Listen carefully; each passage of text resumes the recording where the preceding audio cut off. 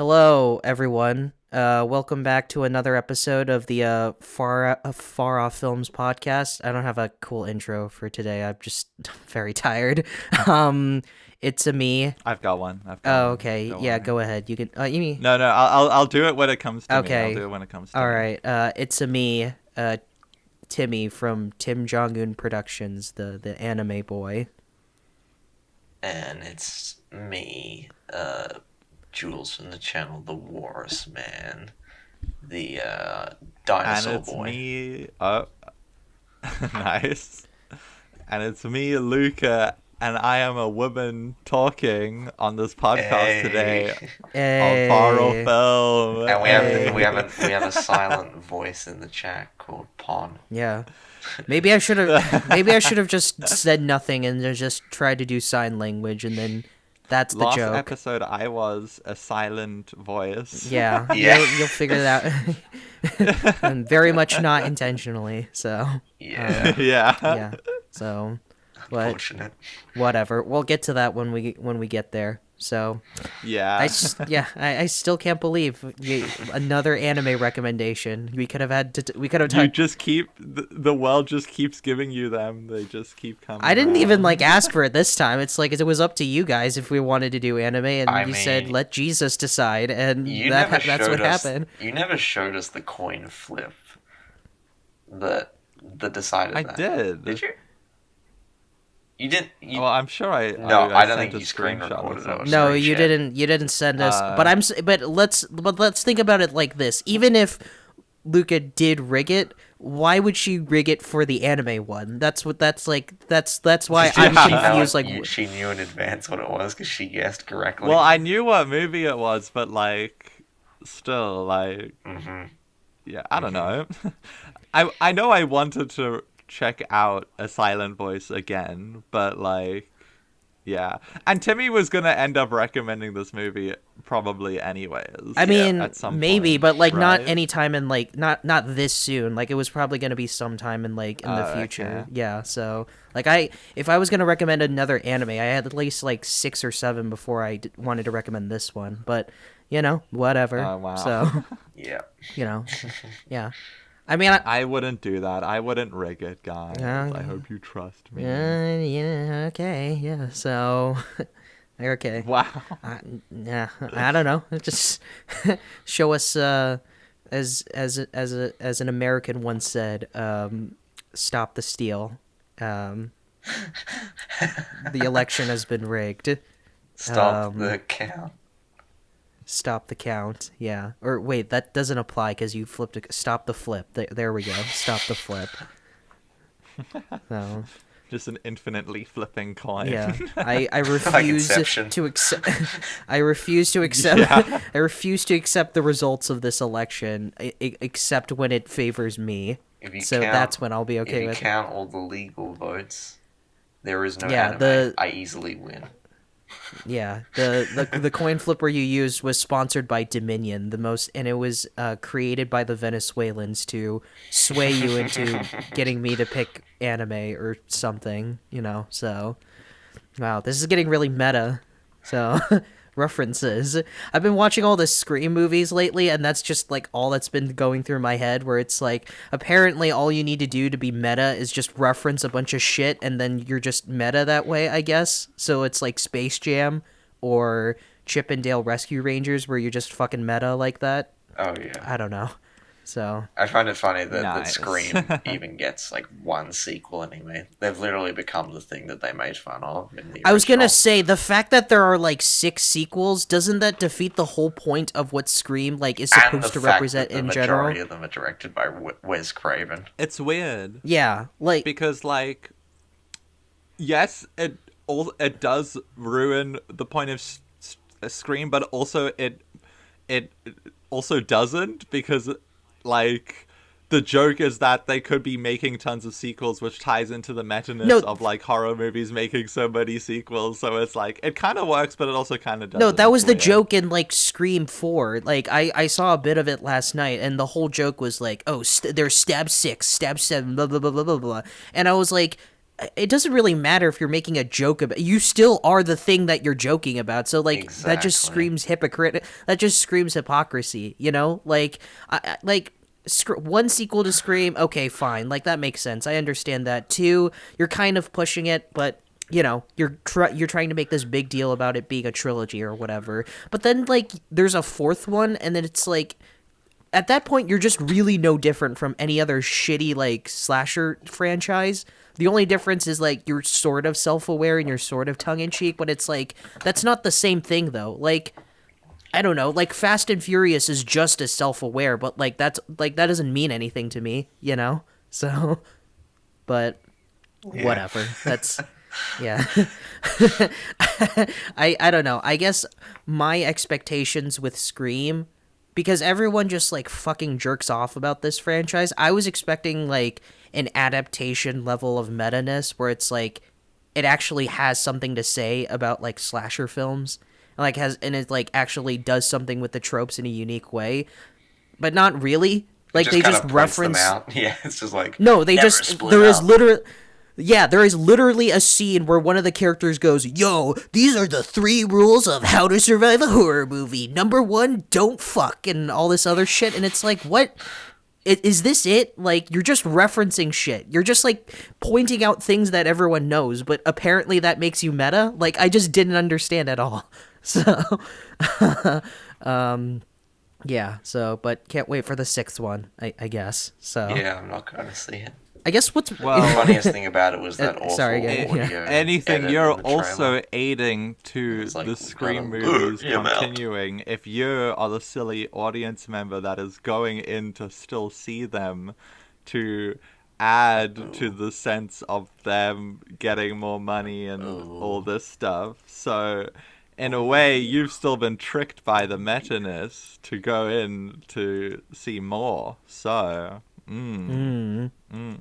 That's yeah. super meta, you know. So Yeah, that's the Omega meta-ness. yeah, that's the Gigabrain 4D chess like Sigma's thought. Yeah, I just I guess my question is, what's really the point of making these Scream movies without Wes Craven? 'Cause like, I mean, like, Kevin Williamson is also like the screenwriter for all the, but like Wes Craven makes these movies as good as they are too. So like, I don't understand the point of continuing. You know, I mean, I understand for money, but like, Money. what Yeah. else though? That's what I'm. I don't know. Scream seems to have like its really dedicated fans. Oh yeah, Who they are, I definitely. don't know. If people are enjoying it, then like, who cares, you know? I guess so. Yeah. So I just find it very hypocritical. Bless you. I just find it very hypocritical Blech. that like it claims to be this like tongue-in-cheek satire on slasher movies, but then it just isn't that anymore, or at least like it thinks that it's not that, but it that's what it. I don't know. So If we're at a talking certain good, point, like just if we're talking sorry, good go Wes ahead. Craven movies, just watch The Hills Have Eyes. just watch if you want a better like if you want a Wes Craven horror movie that's actually meta and actually does something with it, just watch New Nightmare. Like New Nightmare does everything that That's I a good wanted one. Scream to be. Yeah, so like it's what fucking Matrix Resurrection should have been. Jesus. So, but yeah, so I guess seeing the 6th one. So yeah, I'm surprised none of you guys are gonna see it. So No. Nope. I've seen Scream 1 and I've seen Scream 4, and that's I've it. seen Really? You one, didn't see- I've seen 1, 2, and I guess the second most recent one now. So 5. Oh, the Yeah, number 5. cream one. Yeah, Yeah, okay. 5 cream. Yeah. I've seen 1, 2, 3, and I was watching a bit of 4. I'll finish it the rest today. Yeah, they're not good. Is 4 I mean, the the first one one's where Ghostface doesn't actually talk like Ghostface? He sounds different. I don't know. I haven't finished the 4th one. There's one where he like uses like a voice changer. That's the 3rd one where he like That's the third one, apparently okay. yeah, he has this like fucking technology where he can like he can just like change into any voice, like he's fucking he's like the chameleon from like Spider-Man or some shit, where he can just like sound like anyone. I'm like, what the fuck is that? Like, do we even have this technology? Like, how did they have this technology in the 90s but like not today? Like, what? So, Yeah. and the twist I mean, I'm not gonna spoil it, but the twist in Scream 3 was so fucking stupid. I was like, okay, you can spoil it if you want. this is dumb as shit. It's like it's literally a Saw twist, where in the sense that like, okay, spoilers for Scream 3. Like in Scream 3, like it's revealed that Ghostface in that one is like fucking like what's her face? Sydney, yeah, it's like Sydney's like long lost like half brother or some shit, where it's like, ha, it's me, the half brother. Your mom was such a whore because she fucked another person, and then I was birthed from that, and I wanted her to be welcomed in my arms, but she had a different life and said fuck off. And I was like, this is so fucking stupid. This is dumb as shit. Like, what? Like, awesome. This is the twist? And they're not self-aware about this at all. They're like they think they created some like fucking serious dramatic reveal or whatever, and it's like, oh, this is like some dramatic twist. And they even like set this up in like where like the Randy, the annoying fucker who like, Oh, the movie like, nerd, whoa, yeah. and the movie nerd who is like, yo, like this is a trilogy. This is the end of a trilogy. Yo, in the end of a trilogy, like it all comes back together, and like the sins of your past like come back to haunt you or whatever. But like, I didn't know coming back to haunt you meant that your mom fucked another person and then birthed this fucking like half-breed like hellspawn or whatever. Like, what? It was so fucking stupid. And somehow the action was even worse than in like the first two. Like the kills in the first two were at least like entertaining. The kills were not even that fun in this one. It's like you had like one fun kill in the opening and like that's it. Like nothing was fun, nothing was entertaining. Nothing was entertaining. They Yeah, just and, want the like- fun kill in the opening. Yeah, and that's it. Like, and I guess that's what people want, but it's like the tongue-in-cheek satire in Scream 3 is like so bare bones and so surface level. It was seriously like Free Guy. It was like Free Guy level of like intelligence, where they just point out shit, and then like the most creative they get is like, oh, we're making a movie. In the movie, we're making Stab 3, and this is Scream 3, so it's like, we're also making a trilogy to end the trilogy. It's like, oh my, fuck you. Jesus fucking Christ, I was so upset.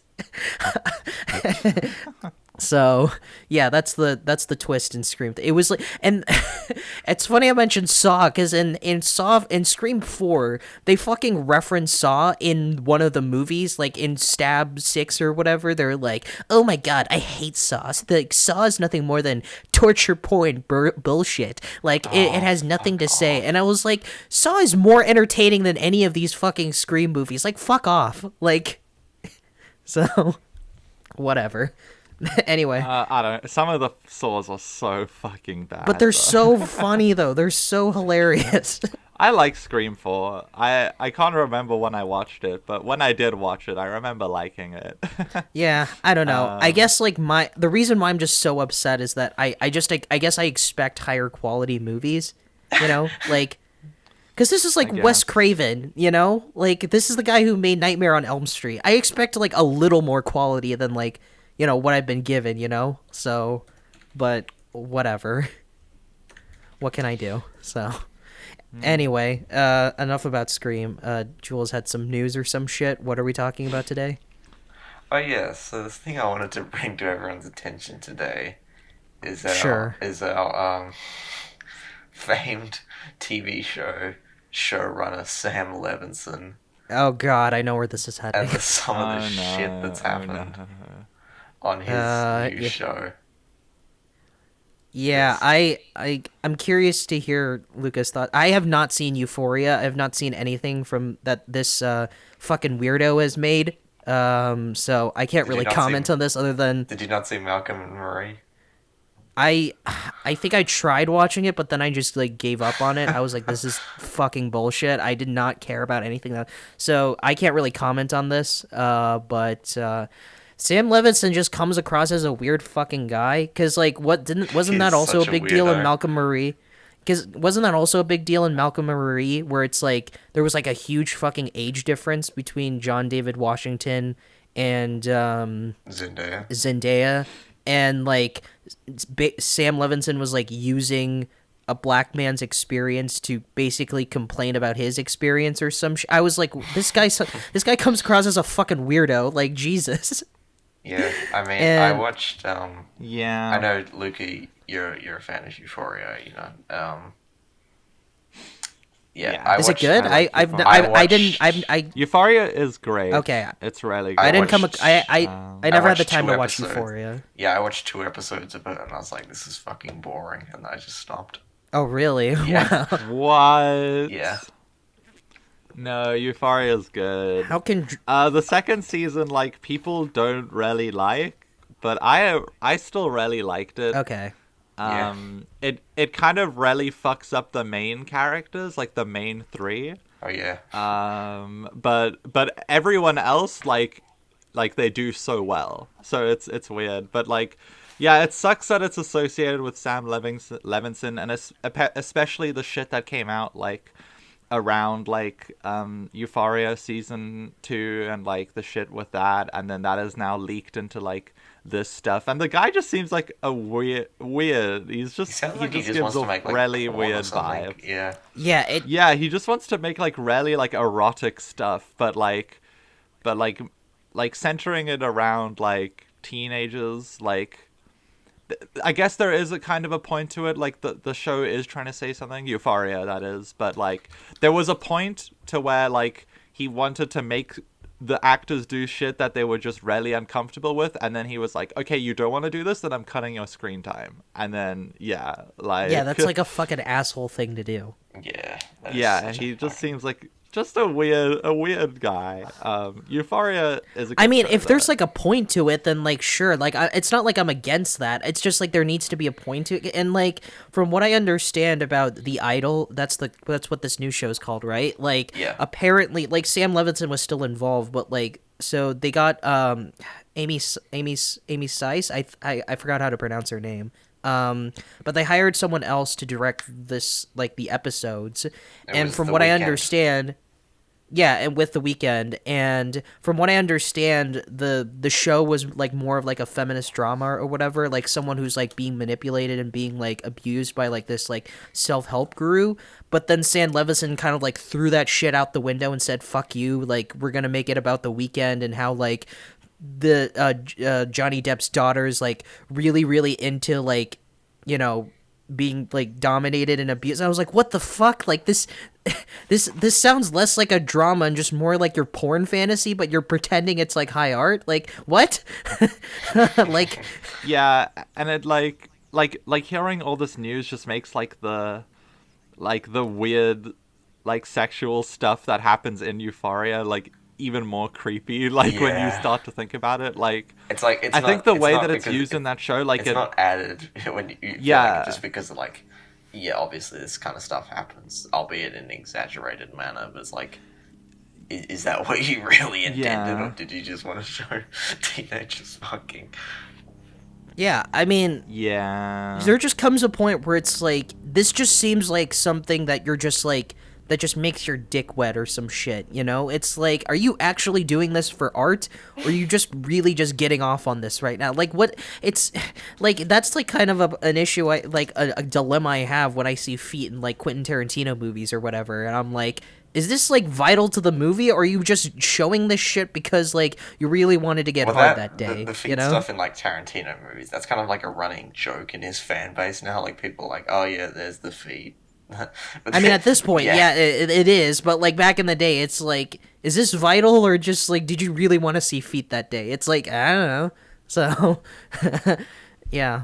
So, yeah. So maybe I shouldn't see Euphoria. I mean, I heard it's great. I mean, I'll definitely give it a watch at some point. I just never got around to seeing it, but I don't know if I should now at this point. All I took away from the first episode that I watched was the jock character going, does anyone know who the fuck Jules is? And I was like, bro, this kind of hits That's home. you. I was like, this is kind of relatable. I'm Jules. Yeah, they're looking for you. Yeah, so. Yeah, can you just not relate to the character because her name is Jules, but she's a girl, Jules? What the That's fuck? sexist as so shit, mean. yeah. Yeah, Jules. Wow. Yeah, nah. You can't insert yourself into everything, you know? Yeah, Come on. not everyone can be fucking Australian or Pirates of the Caribbean, okay? You know, she didn't have the Australian accent. She didn't like sausages and bread. So I was like, nah, I can't relate. Sorry. Yeah, so. Yeah. Has Barry Levinson made anything? Oh, wait, sorry, not Barry, Sam. That's his dad. Has Sam Levinson made anything else that I would know of? I'm trying to think. Assassination Nation. Probably not. Oh, he made that too? Yeah, no, he directed that. Okay. Oh, you know that did- the Deep. I don't know what that is. It's a film distributed by Neon. Do you know Sorry, Do you know, Timmy, that film with Ben Affleck and Ana de Armas from last year, Deep Water? Oh, yeah, I think I know what you're talking he wrote about. that. He wrote that? Okay, Yeah. that sounds about right. Sounds like he has his shtick, his clique. Just Yeah. homoerotic shit. So not homoerotic. That doesn't make any sense. Very sexual, provocative stuff. He sounds like it sounds like the shit he's trying to make is like a less cringe and like more bearable Southland Tales or something like that. That's just what it comes across. So, I mean, apparently Southland Tales is like a fucking masterpiece, and we just don't get it. But you know, like that's just what the stuff that Sam Levinson. It's just sometimes it's just really unbearable though. Like I said, I think I tried watching Malcolm Murray. I could not finish it. It was just like, this is just someone who's just jerking off about how great his stiff is. And it's like, I have nothing to say, nothing to like, there's nothing for me to experience. So it's like, this is just a waste of time. So, you know, but who knows? Maybe I'll really like Euphoria. I'm in the need of shows that isn't anime right now. So maybe they'll fill my void. So. Nirvana the band, the show. No, that too. Yeah. Yeah. So. I mean, I'll still watch this. I'll still watch this Idol show because what's his? Bruh, why? Sorry. I like The Weeknd. Yeah, I like The Weeknd, that's Weeknd's the way. music. Yeah. Yeah, so. I like his music. I think he said for a while he wants to do like film and TV stuff, and so yeah, I'll watch it for that because I'm a fan of him. Yeah. So, and Lily Rose Depp will be in The Northman, and so I need to support her in everything because of her association with that. So, but whatever. So, anyway, that's all I got to say about that. Sam Levinson's a fucking weirdo. Yeah, It's the takeaway. pretty much. Fuck that guy. Yeah. He kind of looks like he would be like in one of the vampires from Twilight. I don't know if you guys have Who? Sam Levinson. I don't know what Sam Levinson looks like. I need to look up what he. Do you know how old he is? He's a pretty young guy, right? Like Yeah, he's in he's- his 20s or something. Oh no, he's in his 30s, but Oh, okay. Yeah, but he's. I was gonna say he's like a nepo baby, right? Because his dad directed Men in Black and shit. Or yeah, I think so. Okay. Sam 38. Yeah. Yeah, like I mean, he's repping the Edward from Twilight look. He does look like Edward. Oh wait, no, Barry Levinson. That's I was thinking about Barry Sonnenfeld. Barry Levinson made Rain Man and all that shit and Good Morning Vietnam. Okay, yeah, I was gonna say like I was like, did I get that correctly? No, never mind. So, yeah, he does look like Edward. Nice. So, well, speaking of horror experiences, we saw women talking. Wow. That is a holy rare. shit. I mean, yeah. I know, I'm so hilarious. Yeah, what did you guys think about the movie Women Talking? Where, get this, women talk in it. It's crazy. Yeah, I mean, there was a lot of talking, and I listened to the women talking. So, and I was like, yes, I did listen to women talk, so I feel validated as a man of the opposite gender. So, Yes. but yeah, it's Yeah, this was the only Best Picture nom that I still hadn't seen yet, and I didn't feel like watching Cocaine Bear. I didn't have time, so figured fuck it, let's just talk about this instead. I mean, you can talk a little bit about Cocaine Bear if you really want. Jules didn't No, let us know I'll wait till you've seen what it. we missed. Okay, all right. I know Luke is not going to see that.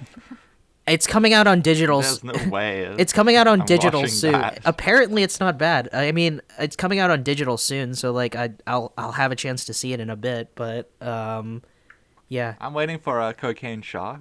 Oh yeah, I saw okay. that.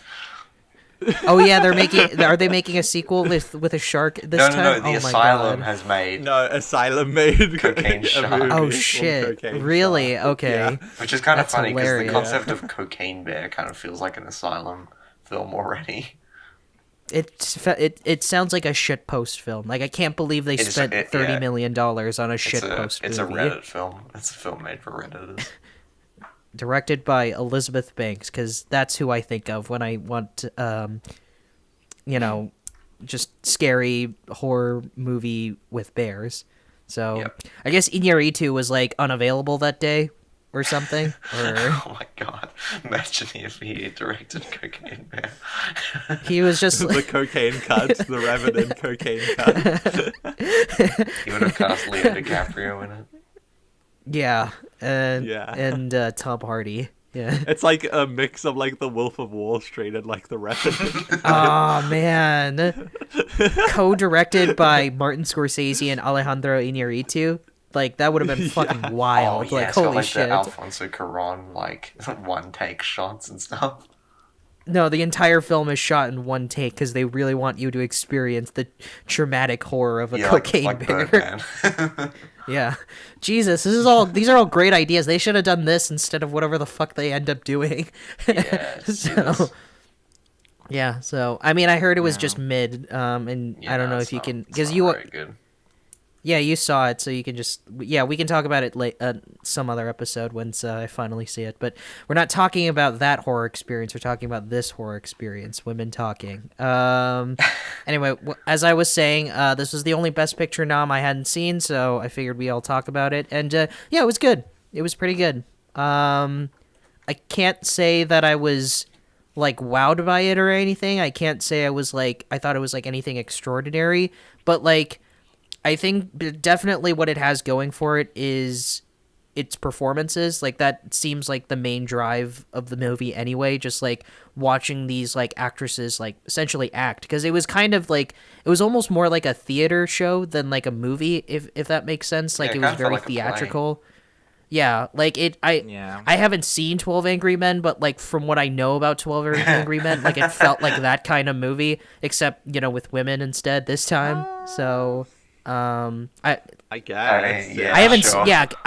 I still haven't seen 12 Angry Men, so like I can't like say that with confidence. But like, I mean, if like the only comparisons is that like a lot of people talking and in one room. Yeah. Like, yes, I mean that's all you really need, So I guess so. Yeah. So, but yeah, it's the performances is what drive this, and for the most part, they all do a great job. I didn't have any like complaints with anyone.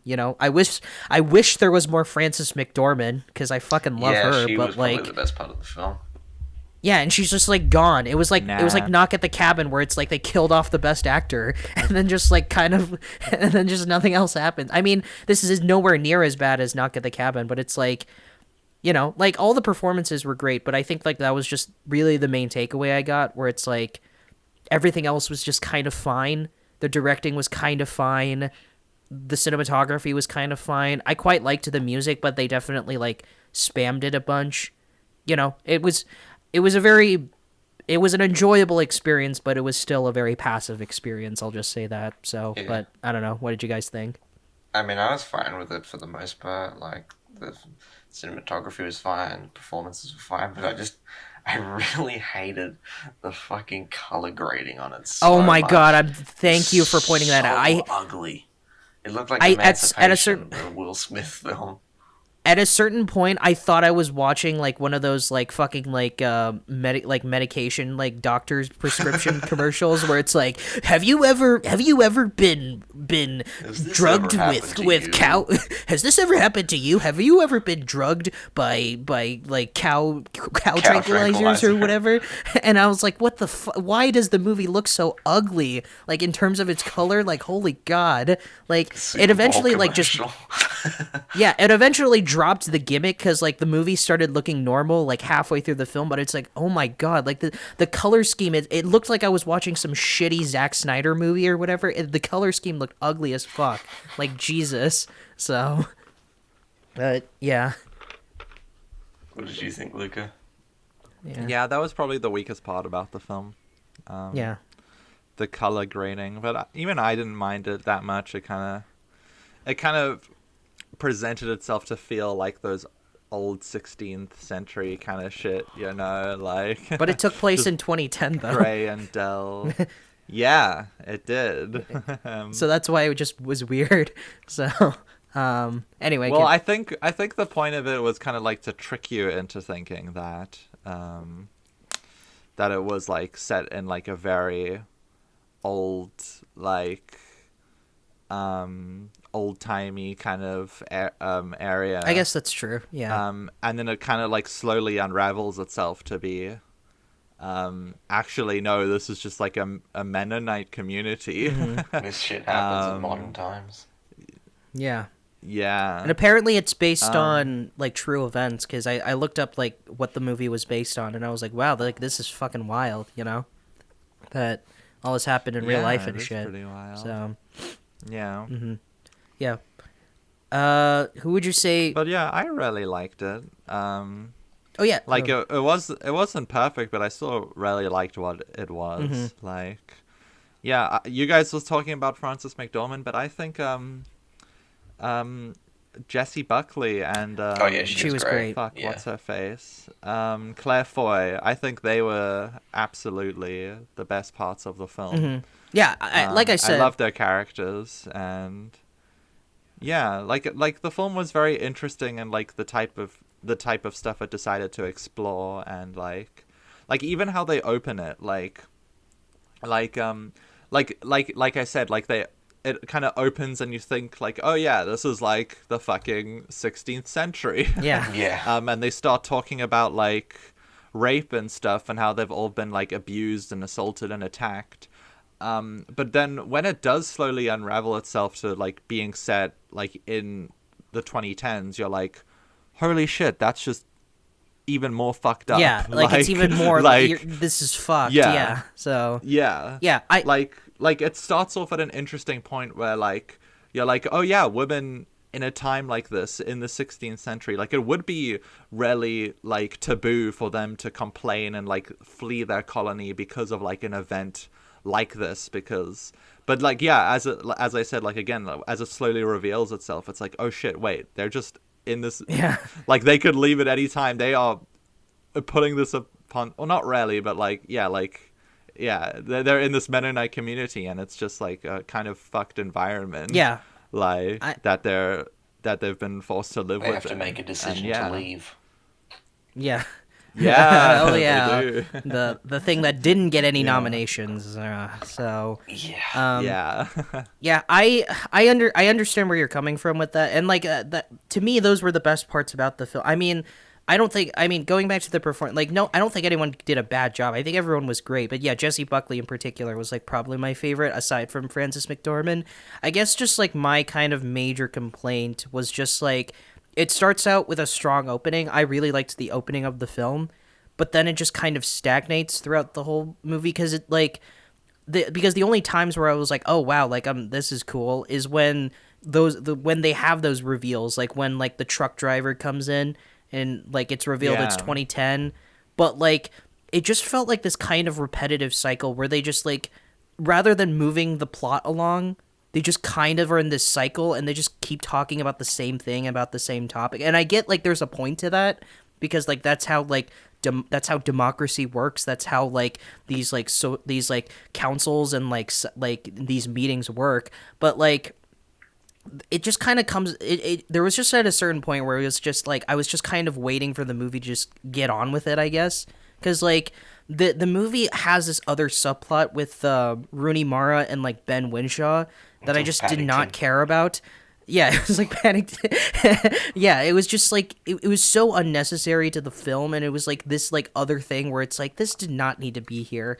Like I was just not invested in that, like because like the main story they were going for was like really interesting. Like I just wanted that to continue, but it's just like it felt like the film screeched to a halt every time when it came to their characters, and I was like, oh my god, like. You know, like it, but the ending was great. I really loved the ending. I loved the beginning and the ending of the film. I just thought that like middle section was like kind of like, I don't want to call it a chore because I was never bored. I don't know. It's just kind of like, you know what I'm saying, right? Like it just doesn't feel like as enthralling as the beginning and the end. Exactly. Yeah. Mm-hmm. I guess I kind of agree with that. Yeah, like I see where you're coming from. Like. It definitely has like a very strong opening and ending. I didn't mind like the little love story I guess they kind of had, like because I don't think they dwelled on it too much for it to like take up too much of the plot, you know? Like a lot of the film was very much like a debate. Like it was them going over the pros and the cons of each situation and how like each other influenced what they were going to do and stuff like that. And yeah. I mean, it would have been cool if they had like sort of like a what if scenario where it's like, well, what if we did like stay and fight, and then they like played out that scenario while they were talking about it. Yeah, like a montage or something. Yeah, like I don't know. I thought something like that would have been cool, like to break up the monotony. But you know, whatever. So yeah, I mean, I'm pretty much on the same page. I thought it had like a really strong, intriguing opening, and I was like, oh, this is very interesting. And yeah, and then I just thought I just kind of felt a little bit checked out in the middle, but then it sort of brought its way back up in the third act, and I was like, yeah, this is pretty cool. Mm-hmm. Yeah, well, not cool, but yeah, I mean, as cool as you can get with a subject matter like this. So. Damn, this is fucking awesome. Hell yeah. So yeah, I do want to watch 12 Angry Men because apparently that was like a huge influence on the film, or at least that's what I'm told. So yeah, I mean, I could definitely see that. That's yeah. I mean, you've both seen it, right? So you guys would agree that I love 12 Angry Men. Okay, yeah. So yeah, I was gonna say, like, who would you guys think gave the best I mean, I guess we already answered that, but like. Yeah, I I really loved what was going on with Rooney Mara. I think that I liked how all of the women kind of each had like a specific tone associated with them, or like character to them. Like Rooney Mara was obviously like the very aggressive one. She was like, we should fucking fight. Are you talking about Claire Foy? That's not Rooney Mara's character. Oh shit, sorry. Claire Foy. Yeah, I was like, what? Like, what are you talking about? Yeah. Well, yeah, sorry. Claire Foy is the very aggressive one. But then she like, and I love that shot where like she like runs up to the house with like the axe. And that was great. Yeah. Like I think there's actually a really lot of striking directorial choices in this film. Like even if they aren't like always present, like even like the shot where like the girl like jumps out of the building and that was cool. Hay bale. Like I really like that. There is a lot of very memorable and striking shots interweaved with the just the general debate of it all. And yeah, I like the progression and that they all took to like end up making the decision and everything.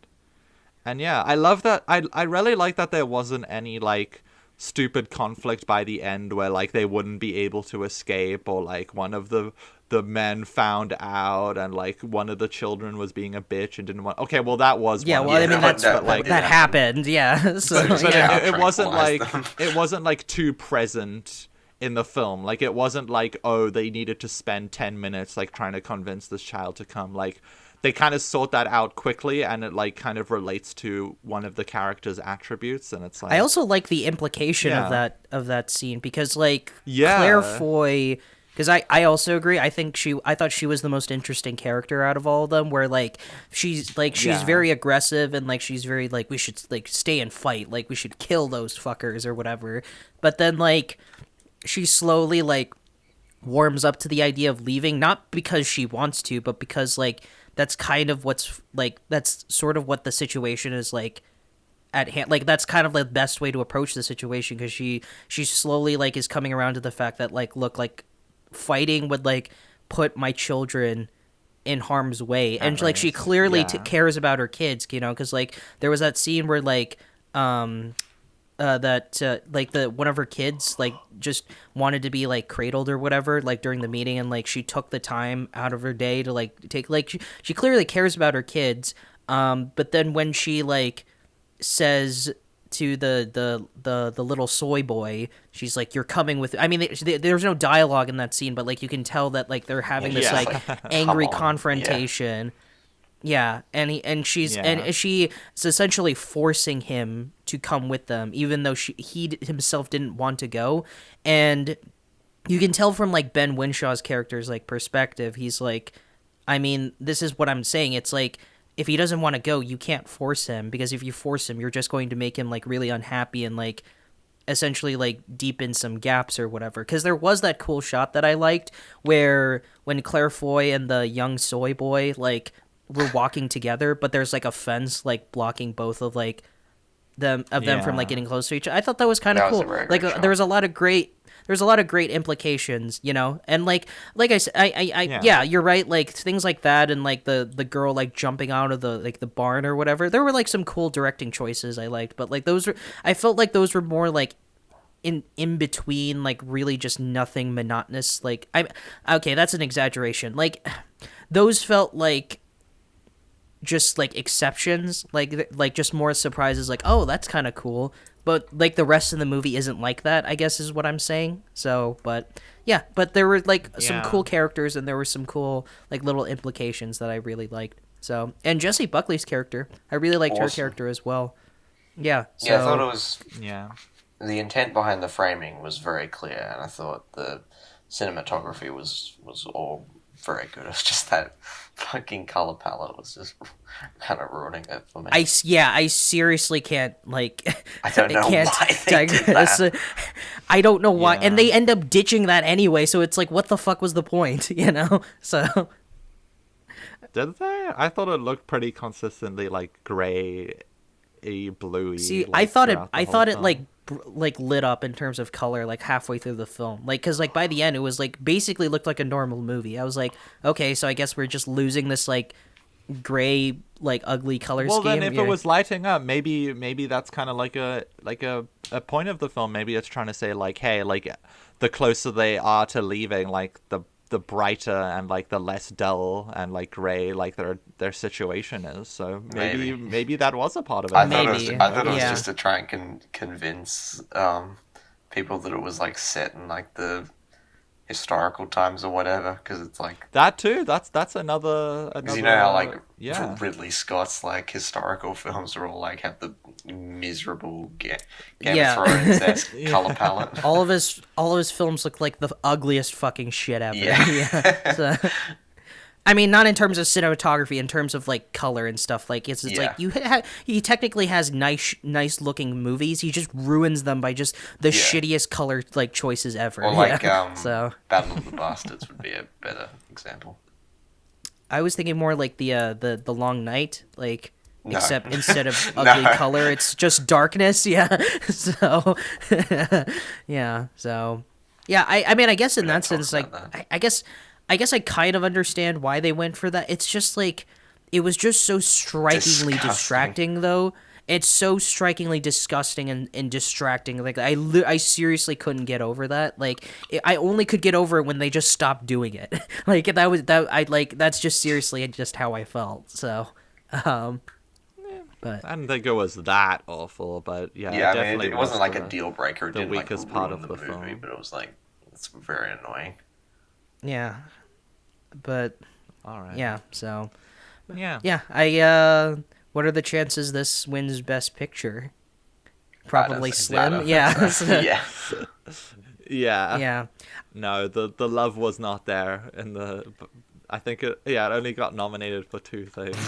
I don't even know if it'll win Best Writing. Yeah, at this I don't point, think it will honestly. win. What did it? It's like nominated for like adapted screen. Yeah, probably won't get it. Because what else? Yeah. What else is nominated that year? It's either gonna be this or All Quiet that's gonna take Yeah, adapted All screen. gonna be Quiet All is Quiet. probably gonna take it. That's gonna be Yeah, All so because Quiet. that got nominated for like 11 fucking awards. I liked the movie, but I was Yeah. like, Jesus, it's like this many. Like I wouldn't go that far, you know. Yeah, that's just like a thing with the Oscars. They just nominate like one foreign movie every year, like a shit ton of. There's awards. always But it's war this one though movie that I don't understand. Like there was Decision to Leave. Like there was RRR, but they picked this one like out of all. And I want to emphasize that I liked All Quiet on the Western Front, but like all I'm saying is there were either better or more interesting picks that they could have just spammed with nominations. But whatever. So, Yeah. yeah. So I think it's just because, like, it was a remake of the other movie that we nominated for Best Picture, and the remake was actually pretty good. So, yeah. yeah, that seems like what the Academy is just really likes to do. It's like if it's either a remake or a sequel to the thing that they gave a bunch of nominations for, they were like, oh hell yeah, like we should just give that a bunch of nominations, because that's why Avatar 2 got nominated for Best Picture as well, because like the Avatar, West Side Story, all of it. Oh, I guess West Side Story is Steven Spielberg, so it also makes so sense. that's like Steven double. Spielberg. That's like yeah, that's like double fucking like nomination time, you know. So You say it won't win Best Picture, but this episode is going to be out by the long before after the Oscars are done with. Like, Yeah, I think it's happening so- in 2 days. Oh, yeah, What if that's it's true. one Best Picture?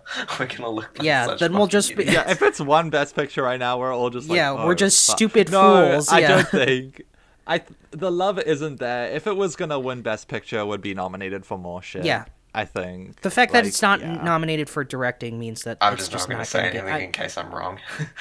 Yeah. So well, if I we're don't if wanna we end make up being myself- wrong, I know I'm right. I'm saying this right now. I'm confident. bet- I know that Women Talking is not going to win Best I bet Picture. half of my salary that it is not going to win Best Picture. I also agree. That is Okay, we're about to be okay. You guys I'm about to go rig the Oscars now. Holy shit! just like how you rigged the coin toss. Yeah. So yeah. Wow, yeah. yeah, totally. I don't know if you guys saw, but I ranked all the Best Picture nominations. Now that I saw all of them, I wanted to Yeah. see more Best Picture, not Best Picture. I wanted to see more Oscar nominated shit, but I'm so busy. I don't have time to see through all the rest of them. But I wanted to make sure I at least got all the Best Picture noms. In terms of where I ranked this, I think I ranked this higher than Elvis, Avatar, and Top Gun, I think. But everything else I liked better than liked more than this. And I don't know where this places with you guys for Best Picture nom. I mean, I know Luke has seen all the Best Picture noms, but I don't know about Jules. So I've seen all yeah. of them I except the think it's- Fablemans. Okay, yeah. And I think it still places in the lower half for me, but like it was still a really solid movie. Like this year's Best Picture, like there was only one movie that I didn't. It was really Elvis. Like. It was Yeah, Elvis. yeah. Yeah, like all the other films I at least liked. So Elvis was- This was a good year for Best Picture, honestly. Yeah. Yeah, apart from This Elvis, is I can surprising- say I liked all of these somewhat. Yeah. Elvis was Yeah. the only bad one. Like, Elvis was bad. The rest were just Oh, surprisingly... Like, if the worst I can say about the... taking aside Elvis, if Elvis was not in this equation, if the worst Best Picture nomination is just above average, I would consider that a win. I think that's absolutely based, you know? So... I see this as an absolute win. Yeah, I see this as an absolute win. Yeah, just Elvis being there ruins it. I can't believe Elvis got so many nominations as well. Like, It's because the Academy fucking loves Baz Luhrmann. for some fucking reason, I just don't understand at all. It's because everyone loves Baz Luhrmann. I mean, he's a quirky dude. Like, I like the guy. I just don't like any of his No. movies. So, He just makes like such shit and it's just films. the topic. It's just the topic as well, because it's like But Hollywood. he's Australian, Jules. No, he doesn't. And represent Hollywood our just country. George Miller. And Hollywood just That's our man. fucking loves Hollywood fucking. He's literally made a movie called Yeah, Australia. I know. That's his worst one. Oh really? I was gonna say, are you gonna recommend Australia because No. it has the name of your country? It is literally in the worst movie? one he's ever made. It's so bad. Like I've the gotten country. so much shit for not liking Moulin Rouge. Everyone's Oh like, yeah, I got shit for that too. I thought that was fucking insufferable. yeah, same. What did you give it? I gave it a 2 out of 10. I thought it was just. I think I gave it like a 2 or a 3. I can't remember. It was a while ago. Yeah. I can't believe people like that movie. I genuinely can't understand. Yeah. So, I mean, I'll give Romeo and Juliet a shot. That's the only one I haven't seen, but, whatever. I mean, I guess besides Australia. But yeah. Like, I just hate how the Oscars... But while we're talking about this, sorry. The Great Gatsby fucking is awful. Yeah, yeah, it's no. also bad. Yeah. I think I've told the story. Yeah, about yeah, it you've already, told this. but, like, yeah. Did you? I don't hate it as much as I you. won't go Yeah. into it. I don't hate it as much as you, but like I understand. Yeah. So Yeah, no, it is dreadful. I just My hate dad, how the Oscars. The Great Gatsby is my dad's favorite book, and he just refuses to watch that movie because he hates Oh, Baz that- Luhrmann so much. That is a good It choice. was like his That is a worst solid. It was like his worst nightmare when it came out. Like his favorite book adapted by his least favorite director. I was gonna say, how can you imagine be like your favorite book being like Lord of the Rings, but then it's like directed by Zack Snyder or some shit like that. Yeah. So that would be a fucking hellscape nightmare. So That would be something. yeah. Yeah. What I'm just like really pissed off about is that like the Oscars clearly love these fucking movies about like these biopics about rock stars, but they don't like. But they just like give them a bunch of nominations for these movies doing literally the bare minimum work. It's why fucking Bohemian Rhapsody got like 6 nominations at the Oscars because they were like, "Ooh, movie about musician, fuck it, give it all the nominations." Like what? Like, it's just I just feel like these kinds of movies are just the easiest things to get Oscars for. And they just do the bare minimum. Just, like, have a good performance from a guy who looks like the guy doing the thing, and then, like, some, like, music scene, some concert scenes, some music scenes. And, like, that's it. And then you get all the nominations. Like, fucking all of them. So, Yeah. yeah. And It's just what they love. it just... But they like Elvis in particular. Because, like, Elvis is, like... It would be one thing if it was just, like, a nothing movie like Bohemian Rhapsody. But then it just has all of these shitty, like cinema, like shitty like camera spins and like cinematography, like it's fucking Speed Racer or some shit. Like what the fuck is this? This isn't about Elvis. I know we were talking about women talking. I'm so mad. Yeah. I hate that film. So I hate yeah. Baz Anyway, Luhrmann. yeah. Fuck Baz Luhrmann. Yeah. Anyway, Do not come back, uh, Baz any- Luhrmann, to Australia. anything else you guys want to say about women talking? I'm pretty much done talking about it. So Yeah, I You're think done I'm talking about women talking. Yeah. yeah, you're donezo. I don't know if you've heard the phrase donezo, but you're it. You're donezo, as Zach Hiddle once said. And I'm giving this one a 6 out of 10. It was good. It was solid. Really enjoyed it. So yeah. Yeah, I'll also give this a 6 out of 10. Yeah, it has a few problems, but mostly solid. Mm-hmm. I think I'd go a bit up. I think I'm a 7. I think it has a lot of interesting stuff to say and a lot of important stuff to say, and I really liked how it unraveled itself, and yeah, it was really solid. Not perfect, but really good. Mm. Yeah. Mm-hmm. Well, cool. Yeah. Well, speaking of women not having their voices, I guess let's get into the recommendation. Yeah. Yeah. So, as you may know, we're doing female directors driven movies recommendation thing because Women's Month and stuff. Yes. Yeah. So my pick was A Silent Voice. It's a 2016 anime film directed by Naoko Yamada. Naoko Yamada. I think that's how you pronounce it. I'm I'm not full weeb yet, so I can't pronounce all the Japanese names correctly. Naoko, yeah. Okay, wait. Naoko, Have you tried to learn Japanese before? no, because Okay, I'm not a. so you haven't hit that level of weeb yet. I mean, I would like to go to Japan at some point, so I think maybe learning the language in order to go to the country would probably help at some point. But yeah. Anyway, yeah, it's a movie. It's an anime about a deaf girl who gets bullied by this fucking piece of shit. But then the piece of shit realizes that bullying is bad. It's like a Darman movie scenario. Yeah, as I said, or whatever. Yeah. But the most extreme case of a Darman video. Yeah, but the movie is kind of like an interesting like character study where this kid who essentially becomes a scapegoat. I mean, he still like did a bad thing for bullying, but like he essentially took the entire blame when like it was like multiple people's faults and stuff like that. So, and it's like him trying to cope with that, him trying to become a better person. He starts learning sign language, and he's very depressed. He's like suicidal, and then until he runs into the deaf girl again, and it's kind of it's less like a romance and more just kind of like a character study and like dealing with your past and like being able to get over your your past demons, inner demons, that sort of stuff. And I haven't seen this since it came out. I haven't seen this in a very long time, and I think this is just as great as I remember it being. Maybe a little better than I remember it. And I thought it was awesome. I really loved it. I think it was great. So, what did you guys think?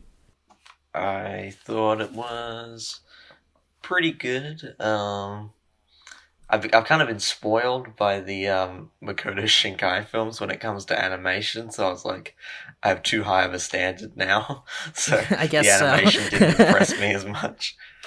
Really? I thought the animation was awesome. Yeah, but like, I just have to. You've given me like too high expectations now. I've recommended too many good-looking anime, yeah, exactly. So it's like your standards are high now. I thought the animation looked awesome though. I thought there was some good. Really like great use of lighting that really helped complement things, and like a lot of the textures like look cool. Jules clearly hasn't seen like an anime that looks like shit to appreciate. Yeah, if you want a shit looking, I've seen Earwig and the Witch. That does not count. That does not count whatsoever. Like, no. Also, why have you seen that? Yeah, why? Because Ghibli. Yeah, okay, yeah, that's fair. So, have you like watched it, or have you just like looked at it? I didn't finish it, but wow! Yeah. So you attempted. I attempted it on like a whim. That's disgraceful. That's disgraceful. I was like, sure. I guess this can't be that bad. I was like, oh, it gets that bad. Yeah. So yeah. Anyway, Jules, what were you saying? What were? I thought what else did you like? I thought it was very, very depressing. Yeah. It's like a Charlie Kaufman film. It was that depressing.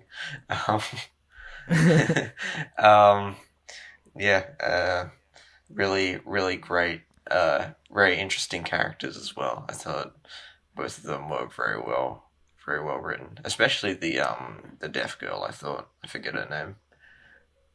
I don't remember either. I gotta look this up. Nishimiya, yeah, that was it. Nishimiya, yeah.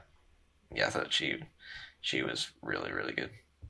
Her character. Yeah, all the characters have a lot of depth. I mean, well, the main characters have a lot of depth to them. Not all the characters. Extremely large amount of depth in them. They're both like very. This is a movie where it's like you need to care about the characters in order to like fully immerse yourself, because like that's kind of the selling point.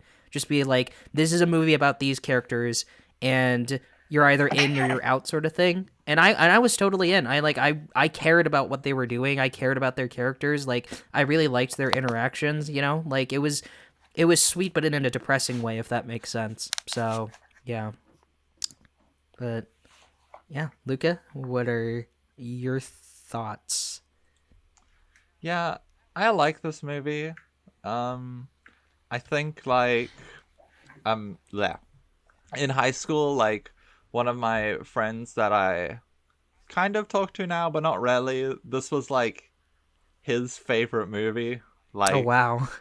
one of his favorite movies, at least. And he was like, yo, Luca, you gotta watch this movie. So I watched it, and I was like, yeah, that was really good. And I'm watching it again. I still liked a lot of about it, but the more it sat with me, I kind of just think like the way it handled some, not all, but some of like its aspects of like depression and stuff, and suicidal thoughts and tendencies, like quite immaturely. Really? Um, I don't.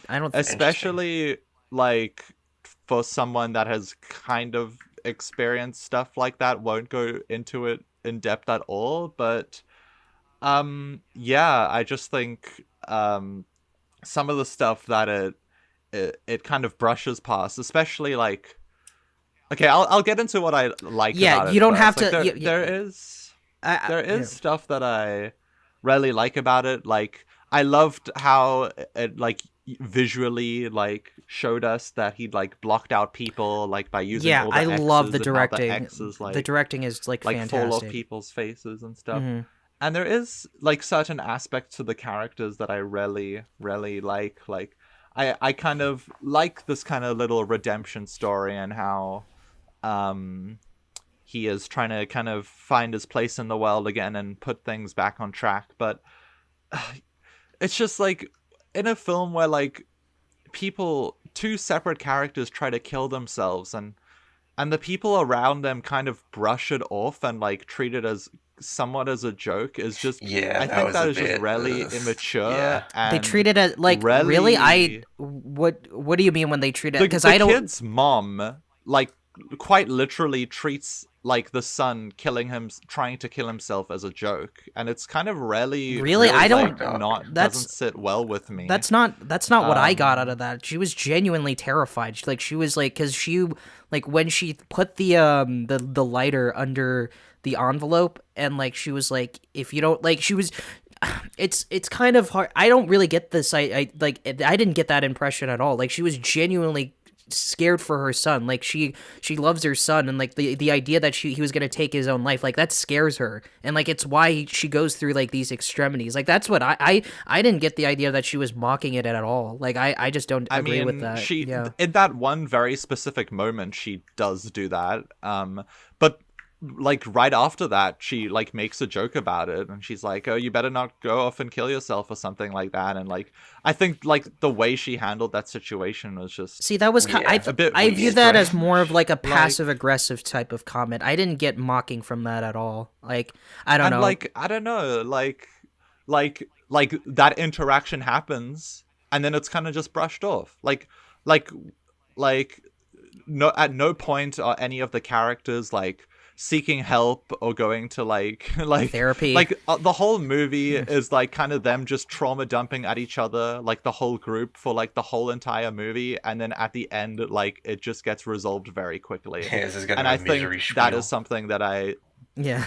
didn't really like about it. And like See, I watched the movie and I was like, yeah, I like this. I think there is some heartbreaking moments and some moments that really are great. But then when I sat with it more and more, I was like, actually the way they handled some of the stuff was actually really inappropriate and kind of lacked depth and care, it seemed. See, to me at least. See, here's my experience with that, because I'm also not going to get into this, but I also have some experience when it comes to these kinds of topics about like depression and like suicidal tendencies and stuff like that. I'm not going to get into that, but from I don't know. I understand where you're coming from, but for me,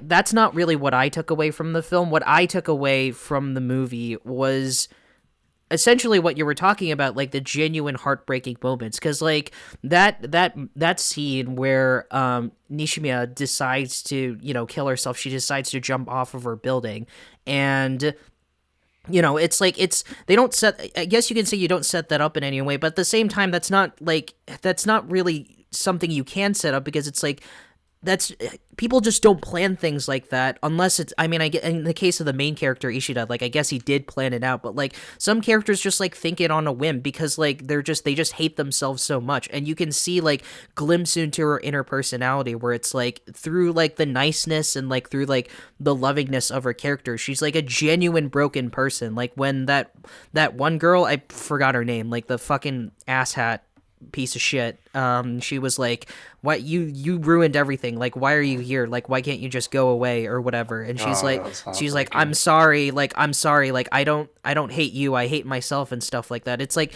things like that were genuinely heartbreaking, and so when things like that happens, when she tries to kill herself, like I thought that was like kind of mature, like especially for a movie that's like I guess geared towards like teenage audiences, I guess, because like it could have been so easy to just do some shitty like 13 Reasons Why bullshit or something, but like they surprisingly like were very mature, and like, you know, like, and I guess like I wasn't so offended by like the adults making a joke about it, because like I'm giving this film some credit where it's like, okay, maybe it's like a cultural issue, maybe it's like a cultural problem, because like I'm being more lenient with things like that, because I can imagine like this is why like things like suicide is such a huge issue in these East Asian countries. Like I can't speak for Japan, but in Korea that's a big issue, and a big reason for that being, which is like mental health and like depression aren't like very much like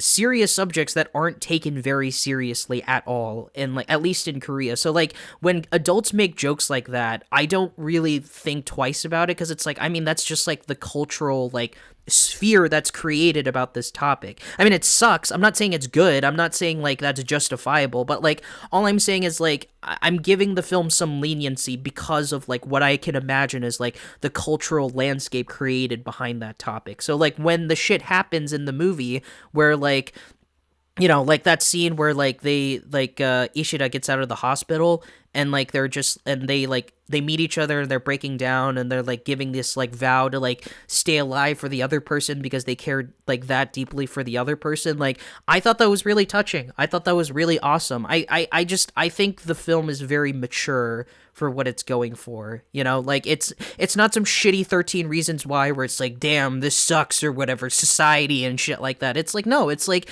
it's just like very much a specific instance where characters are going through something, they're traumatized by something, and they're just trying to deal with that specific situation, you know? Like I don't want this to be some like fucking like me standing on like a soapbox or anything, but like that's just, this is what I got out of the film. Like this is like what I interpreted from like what's going on. So, but that's just me.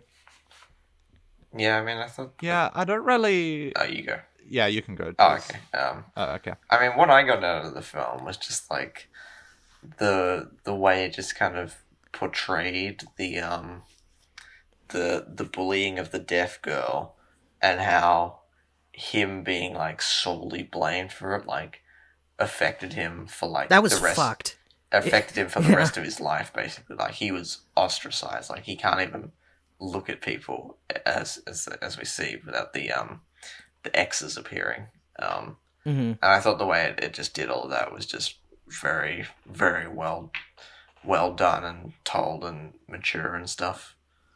Just like how just telling like it just doesn't end one day. It can sometimes just affect you for all your life. And I love how, like, for sub characters, like, the people who, like, got their X's taken off, like, they're immediately patched back up. Because, like, yeah, it's like you said, like, you just don't get over this, like, one day and figured, well, I feel better now. It's like a gradual thing where there's going to be ups and downs. And, like, I thought, like, the visual way they communicated that was, like, really, really cool. I thought that was, like, really interesting. So, yeah, and the way that it's, like, sorry, Luca, what were you people sorry. just define him as that now. Like in his yeah, because like he's forever because he's forever known as the he's forever the bully. It's like girl. Yeah, he's the piece of shit that did the Darman thing. Yeah, like like it's like a Scarlet Letter type thing where it's like he's fucked like for the rest of it. Like, and it makes sense like why like at the beginning of the film like there's this montage where like he sells all of his shit and he's about to like jump off like the bridge or whatever. Like it makes sense because like when you look at it from that context, it's like this is what he's gonna be known for forever. It's like he can't really escape this, you know? Like that's why he cares so much about like rebuilding this like I guess relationship with Nishimiya, because it's like I fucked up and I want to like try and make do and like I want to try and make it better, you know? So yeah, but also he was just trying to like tie up loose ends towards the start. He's like, I'll apologize, then I'll just jump off. So then it all feels, I guess, like I've tied everything up. But then, of course, as it goes on, it's like you have more to live for than that. There is like meaning in your life, even though it's you've kind of fucked it for yourself.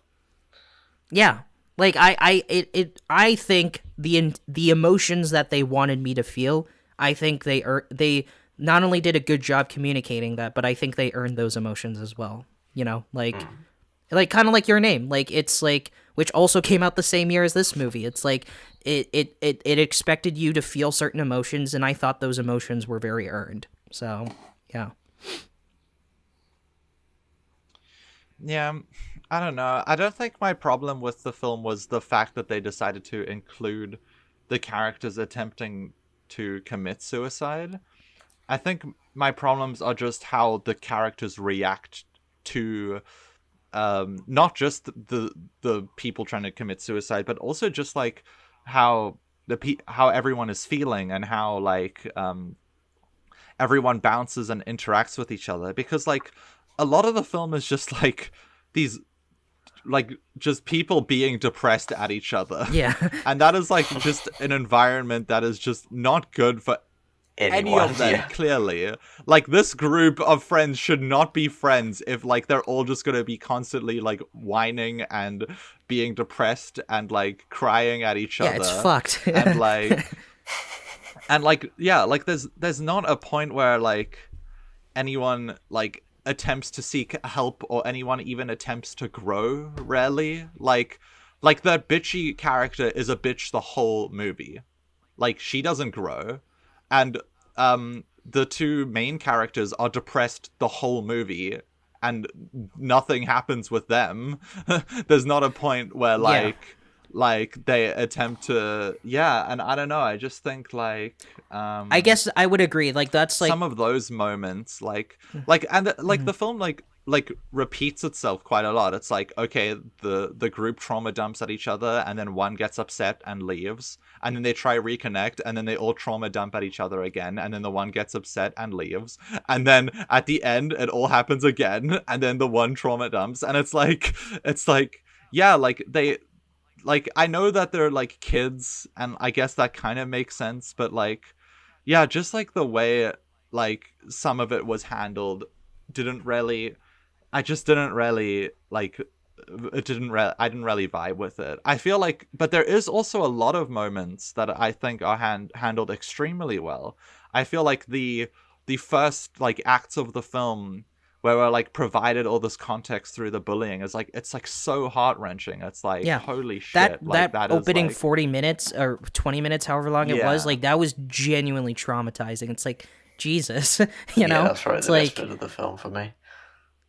Yeah. I don't agree with this idea. I'm okay. I'll agree that the side characters, like their character arcs, quote unquote, if you want to call them, that was just like in an instant, just like done. Like because after Ishida, the main guy, like he doesn't commit suicide, but like he gets hurt by saving Nishimiya.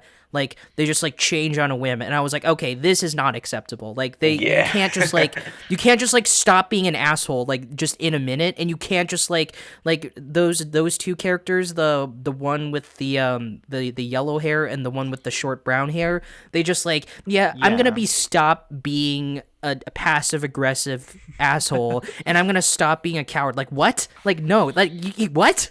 Yeah, you know, it feels like it's all like handled like within a whim.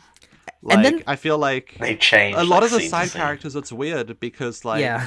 they all feel so present within the film, but they also like, and it feels like they want them to be like big characters in the story, especially like the mean girl.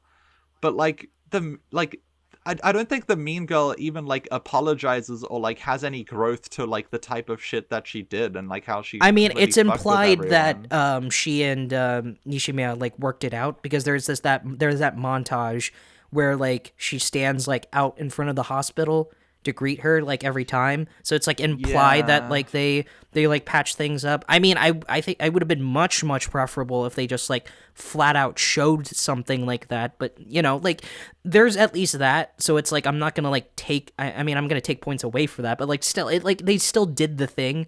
It's just that like some characters were just like. Yeah.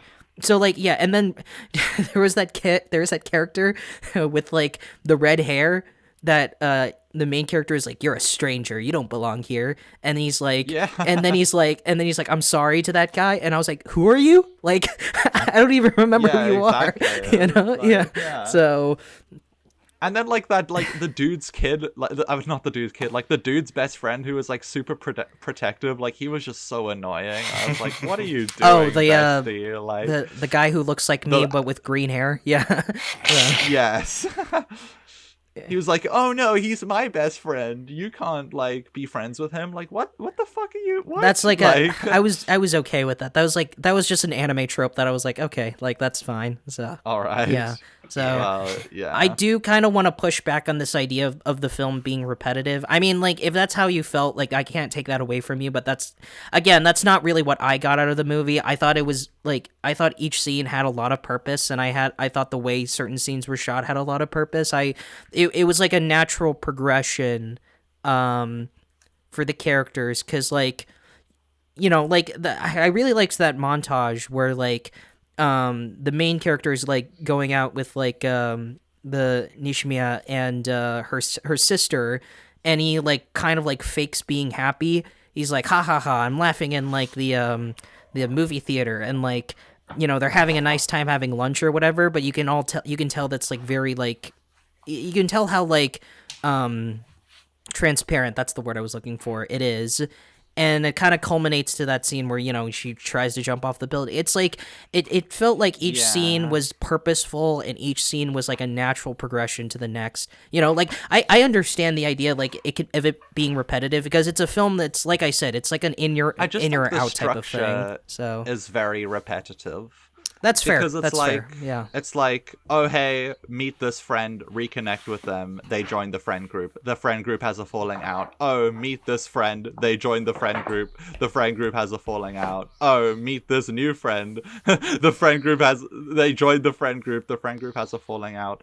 And yeah, like, I can't believe I'm gonna say this, but like they all feel like just such a toxic set of friends that just like don't bounce off each other nicely. They are. Like, I'm not disagreeing with like, you. and yeah. maybe that's the point of the film, but like I just wish there was like proper conclusions for like all of those aspects, like relating to the friend group and stuff. Because like, yeah, like I don't know, and Yeah, I think this is yeah, especially like when that like bitchy like asshat. girl Yeah. like started like being mean to the deaf girl like for like the fifth fucking time. I was like, okay, guys, please. Let's reel it back a little bit. Move on. Yeah, Yeah. yeah, hmm yeah. Yeah. I think this is just But yeah, like there is a lot of Oh, yeah, go there ahead. is a lot of really like great stuff about it. Like I said, I love the idea of like trying to give this kind of shitty person a redemption, and how they process that when they're older, and how they have to like try let people back into their life and like learn to respect it and enjoy it a bit more, you know. I think the fact that they made this guy the main character in of itself is pretty ambitious. It's very interesting. Yeah, it's interesting and very ambitious, because like because they have to try to make like, him likable, essentially. give Yeah, he's reasons. a Yeah. piece yeah, of yeah, shit, they have to but, try and like, make him. Yeah, exactly. Like, it's just like you're Yeah. fucking dog turd of a abomination of a human being, like Jesus. Yeah. You know, like it's and you can tell like him trying to have fun, I guess, quote unquote, because he thought it was funny, like him throwing like the girl's like hearing aids out in the window, that's already fucked. But then like you see that scene where like his mom like has to like pull money out of her bank account to essentially pay for his mistakes, and like you see that fat wad of like cash, and it's like, Jesus, you dumb piece of shit. Like, because as a person who has his own salary and makes money, if I ever had a kid who did shit like that, I'd be like, you fucking moron. Like so, but like it makes sense. Like for his own hearing aids. Yeah, you can pay for your own goddamn hearing aids, like, Jesus. But I think like doing that is very interesting and makes for a very ambitious story, because you have to make this character likable. You have to make us care about this character, because otherwise, if you don't, like, then like this movie will just be a waste of time. Then you'll just get into like 13 Reasons Why bullshit. But like they not only somehow pulled it off, like they somehow got us to care about these characters. And even though this film's not really a romance, you can tell like the main two very much care about each other, and I think it's like it's very much like in the hands of another scenario, like another director in some different scenario, this would have just been fucked. But like they somehow made it work, and I think sure, a longer runtime I think definitely would have helped would have helped the film. It definitely would have like helped expand upon the side characters for sure, but like, I don't know. I think for what the film is going for, the side characters aren't really that important anyway. Like it's like Your Name, where it's like the side characters are just kind of there to be there. Like this is a film very much about the main characters, and I think as long as you like the main characters and as long as you sympathize with them and you like them and you're interested in them, then like I think that's the main takeaway. I'm not saying like that justifies the side characters being like fucking like one-dimensional as shit, but like I think the film certainly has its priorities, and I want to commend it for like accomplishing its priorities, you know, like hopefully that makes sense. Like, and maybe this is one of those instances where like the manga, like, because this is based off of a manga, maybe like the manga like expands upon some characters, who knows, but you know, we're not talking about manga, we're talking about a movie. So yeah. Yeah, so, yeah, Jules, I guess I was wondering, like, where you kind of stand, because, like, Luca and I are kind of, like, in opposite directions, and I guess I'm just kind of curious, like, kind of where you stand on sort of, like, I guess, like, pretty much the ethics of it, I guess, if that's what you want to call it, yeah, so. I'm pretty much in the middle on it, like, I completely understand both of you guys, like, criticisms and defenses of it, like, some of the stuff, like the way suicide is portrayed is kind of a bit of like a bit of a yikes moment. But also, I think there is kind of merits to how it kind of deals with some of the stuff in the film, like when the deaf girl tries to jump off the bridge. I thought that was a really great scene. Yeah, and that montage, like, right before he hits the water. Yeah, that was great. That was so well done. That was so well executed.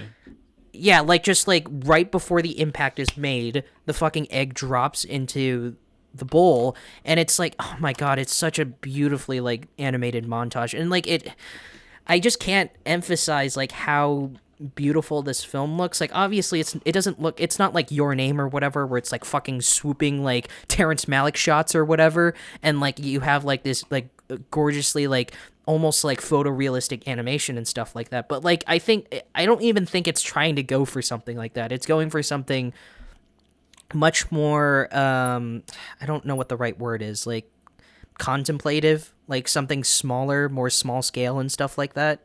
And like they clearly like knew what they were doing, and like things like that, like the montage, like lots of great montages in general. Like the montages were used very, very well. Like I just love them, you know. So, yeah. So, yeah. So this film came out the same year as Your Name, and there was praised it. Yeah. He gave it a lot of praise. Yeah, these films like were kind of like big, like the biggest things in anime, and like the reason why these movies are like linked together is purely because they came out the same year, but like it's just like they don't really have a lot in common. They just were animes that came out the same year. But I'm glad, like, you know, Shinkai has praised this film because there's a lot I do really love about the movie. I think it's great. I don't think I like wait maybe I do like this more. I don't know. I my ranking for all of our movies we talk about are fucked. I don't. I'm constantly like undecided on something. No, same. Don't worry about it. Yeah. But I moved Pirates of the Caribbean up a little bit. Yeah, of course you did. Yeah. But yeah, I'm curious. Like, do you guys like? I guess I have to. Like, where do you guys like this more or less than Your Name? Like, just. You know, because like that's just was the conversation in 2016, so I'm just curious. So yeah, I think I like Your Name more than this, definitely. Okay. Mm-hmm. I think I like Weathering with You more than this. I know I was kind of. Sorry. I know I was kind of like really into. I was really like thrashing it at points, but overall, I still really like this film. I think the emotional hooks and stuff that work a lot better than Your Name, and. I prefer the depth of the main characters far more than the ones in Your Name. Oh, really? Okay. Because there are aspects to them that are like relatable and more real and genuine feeling, and even if like I said, I wasn't really vibing with how they portrayed certain stuff. I think in the context of the story and these silly little characters, I think they work, you know. It kind of works for like the over dramatized vibe of an anime. Mm-hmm. So yeah. Yeah. And also when it comes to I realism, do like this more than Your Name. When it comes to realism, you're comparing it to a movie where people swap bodies, so I don't think realism was really on the table for Your Name either. I just mean in like the relationship. Okay. Yeah. Mm-hmm. I get what you mean. Yeah. Yeah. Mm-hmm. Yeah. I really like this director, Naoko Yamada. I know for sure you guys have never seen K-On!, but before this, she worked on an anime series called K-On!. I haven't seen it in a very long time, so like it was like years, like in like during my middle school days. Like I don't remember much about it, but what I do remember is, and it's also very apparent in this one as well, where like this director really likes just, in the best way possible, she just likes observing the mundanity of like life, because like K-On! Like on surface is just like, oh, cute girls, like they form a band and play music and stuff like that, and like that's like the plot, sure, but like. It's very much like the appeal, like at least for me, for K-On! That I liked was like, it's just like, yeah, it's about cute anime girls playing music, but it's like, it's still very much this like very observant movie where it's like, it's not very showy in terms of like how it presents things. It's like, it's almost kind of like, in some way it's kind of like a documentary where it's just like the director just like has a camera and just observes shit. It's why like she emphasizes a lot on leg shots. I don't know if you guys picked up on this, but like there were a lot of shots of like people's just legs, because like her justification for that is because this was in K-On! As well. That's what like I like knew this from the start, where it's like the reason why she emphasizes on legs is like when people are talking, sometimes you get nervous, and when you get nervous, you kind of like jit around with like your legs, like you kind of like, you know, tap or like move around, and you can totally see that in this film. And like in another justification for me for things like that was because the guy doesn't like looking at people's faces. Like he hates himself so much that he just doesn't look at their face anymore, so he just looks at their legs instead. Like I think that's also like a cool like justification for like the directorial choice of that. But like she just likes observing the mundanity of life. Like she just like observes what people does, and then that's just kind of the movie, you know. And I really appreciate that sort of approach. It's not some like flashy like Martin Scorsese like fucking Kubrick just being like holy like epicness and shit like that, but it's like, you know, I think there's like a merit to like this like quieter like softer approach to like directing. And like she likes legs the same way Tarantino likes feet. Sure, yeah. And she apparently only got into animation just like pure coincidence. Like she originally wanted to get into film, and you can tell like regular filmmaking like is like a huge influence on her. Like apparently one of her favorite movies is Sofia Coppola's like Lost in Translation or whatever, and I could see elements of like that in this movie. Yeah, so That, just like some context I wanted to provide about the director. So Yeah, nice. yeah, you guys should check out K-On! Like, if it's not for you, it's not for you, but like I would recommend it. So Sounds interesting. So I mean, I know how much you guys love anime, so I know you guys are very much gonna get on top of that shit. So Yeah, nah. Succession where it's at. how did you Not guys anime. I wanted to ask, how did you guys feel about Nishimura's sister, the girl who pretends to be her boyfriend, but then turns out she's some fucking Andy Warhol like picture taker or some shit? Yeah. So I like them, but it just goes back into the same criticism that I have, where like everyone in this movie is just fucking depressed, and it's just a bit too much. Yeah. Because they're also depressed. Like literally everyone is, and it's like, yeah, I feel like bouncing between all these depressed people just didn't make for the best of environments. But like, I like their introduction and how they are weaved into the story, and yeah, they're a fun little character. did you say weebed into the story? Weebed, yes. Nice one, Jules. I mean, that is that character. Yeah. So, yeah, I thought they were all very depressing, but I don't know. I thought there was a point to it in the film. Like, there was clearly a purpose behind that, because it's like no one's like 100% good person in the film. Like, not even like Nishimiya, the deaf girl. Not even she's like 100% a good person. But like, I think that's kind of the point, because like, and this is, I loved the ending. I just want to say that the ending was fucking awesome. Like, the way like the music kind of builds up, and then all like the X's fall off, and then he's kind of and then he just breaks down crying, like realizing that he can finally like learn to love himself. Like, the ending is fucking spectacular, and I think that really sums it up, where it's like, yeah, these people are like the meme. Yeah, like all these people are kind of shitty. They're all kind of pieces of shit, but like through the main characters, they've proven that like, just because you're a piece of shit now doesn't mean like you'll be this way forever. Like, you can be a better person. You can learn to love yourself again, but like, you just got to take those extra steps. Like, you got to make the effort to be a better person and to feel better about yourself just in general. And I think like the ending very much like was a great like culmination of that theme. Like, I can't emphasize how much I love the ending. Like, I hadn't seen this in a long time, and I knew what I was like, the ending was coming, but I still kind of teared up like at the ending, like I said, this is a film that like expects certain expectations and emotions out of you, and it does it very well, at least for me. So, but that's just me. So Yeah, nice. Yeah, no, I did really like that ending. yeah. As I said, I think my favorite part was like how the X's were used to like represent the characters' like emotions and stuff, and how he views the world around him and the people within it. And yeah, when they all fold off at the end, that was really good. Yeah.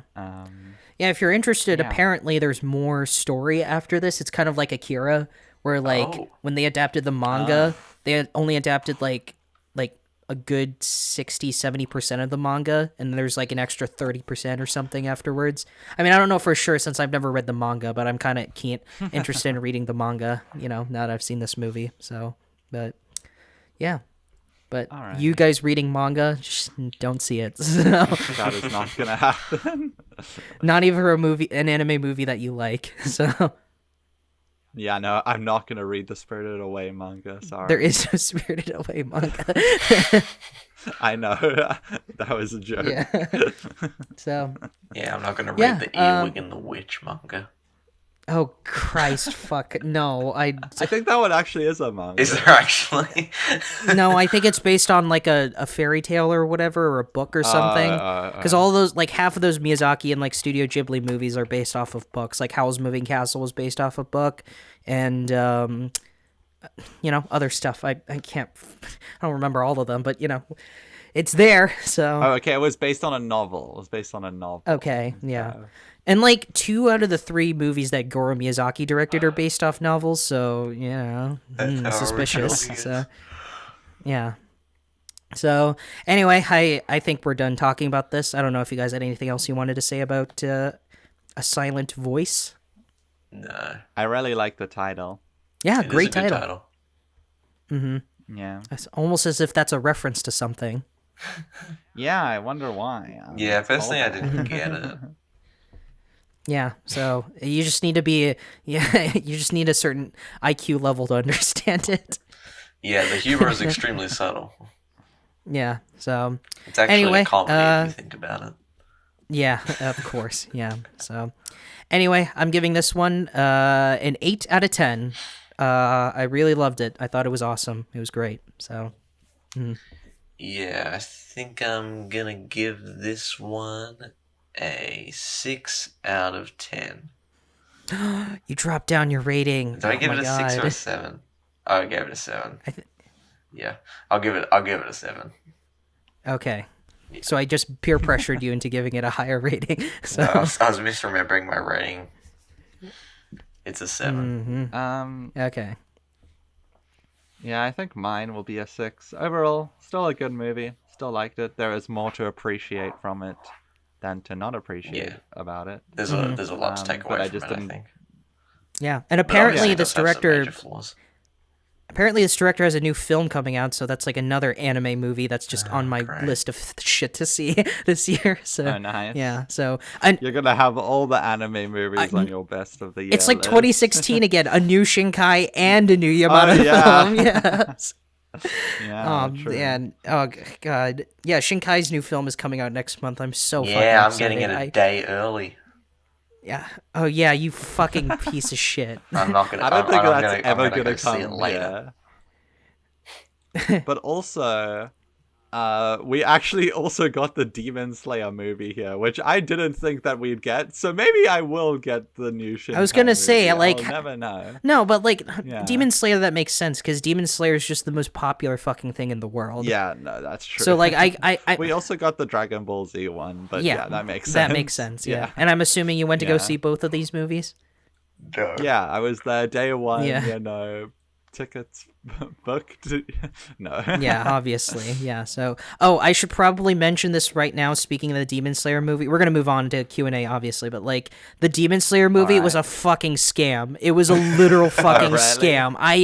I could feel the money being stolen from my wallet from Was UFO it just, Table. like, clips of the show? It seriously was. It was just a clip show. They just like pawned off 3 episodes, 2 of which are not even new. They're just 2 episodes from the previous arc, and then just spliced that shit together and then called it a movie. I was so offended. I was like, I was gullibly tricked because I'm a weeb, and I'm a worse person off. Like, I can't believe I spent money on this fucking scam. I'm so fucking mad. Yeah. The only reason I gave it a 3 instead of a 1 on Letterboxd is because like some of the animation was kind of nice, and they actually introduced new shit, but that was like the last like 30 minutes of the quote unquote movie. So, you know, whatever. Pretty much what my friend said.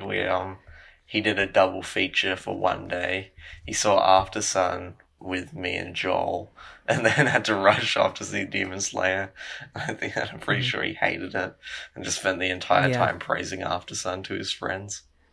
Yeah. So that's Which is where it's based. at. Wait, Joel likes Hell yeah. Demon Slayer? No, not Joel, my other friend.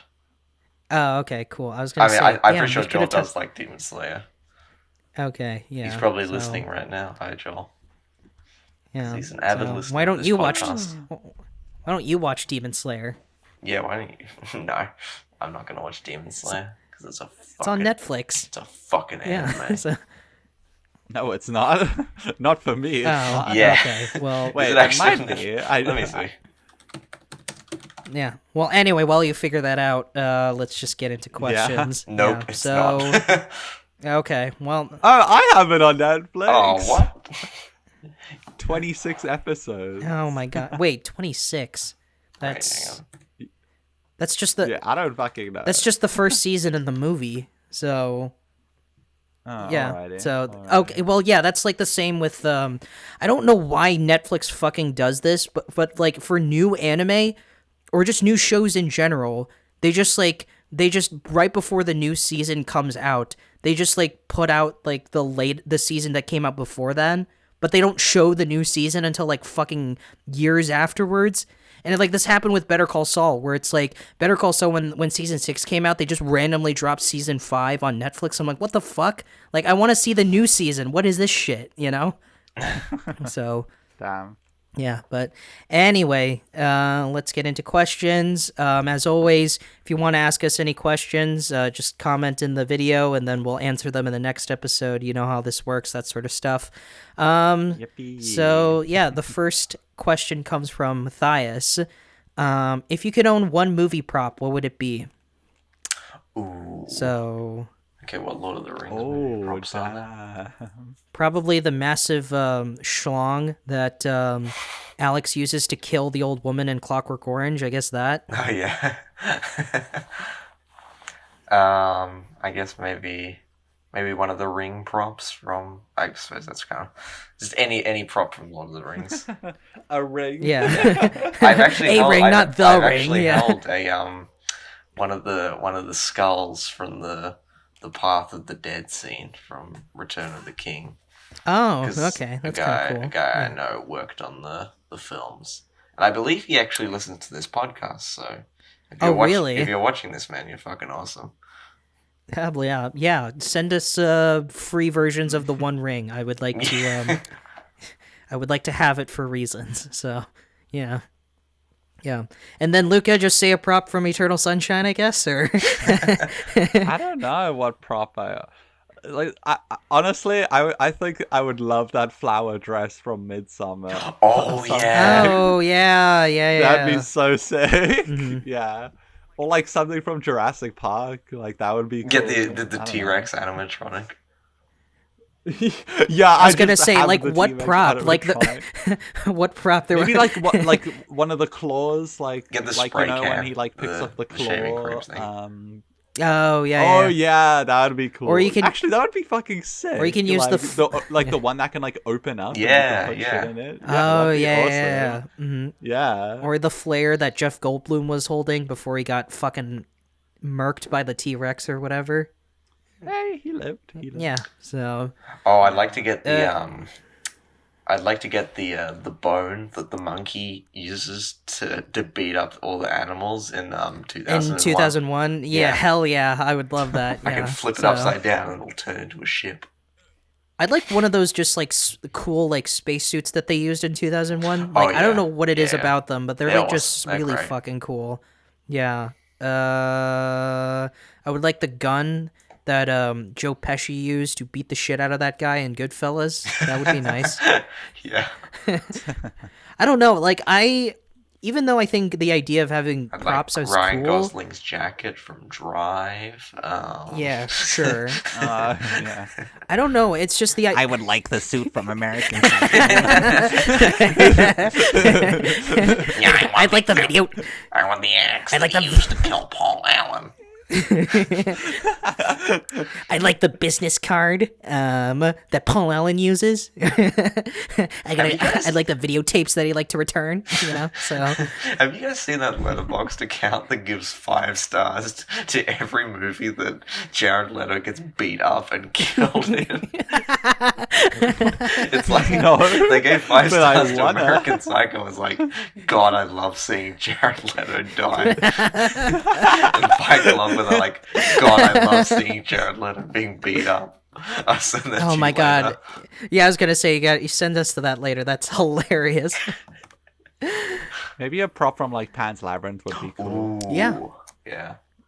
Yeah. Oh, what about the Luca? What if we got the original Chucky puppet from the old movie?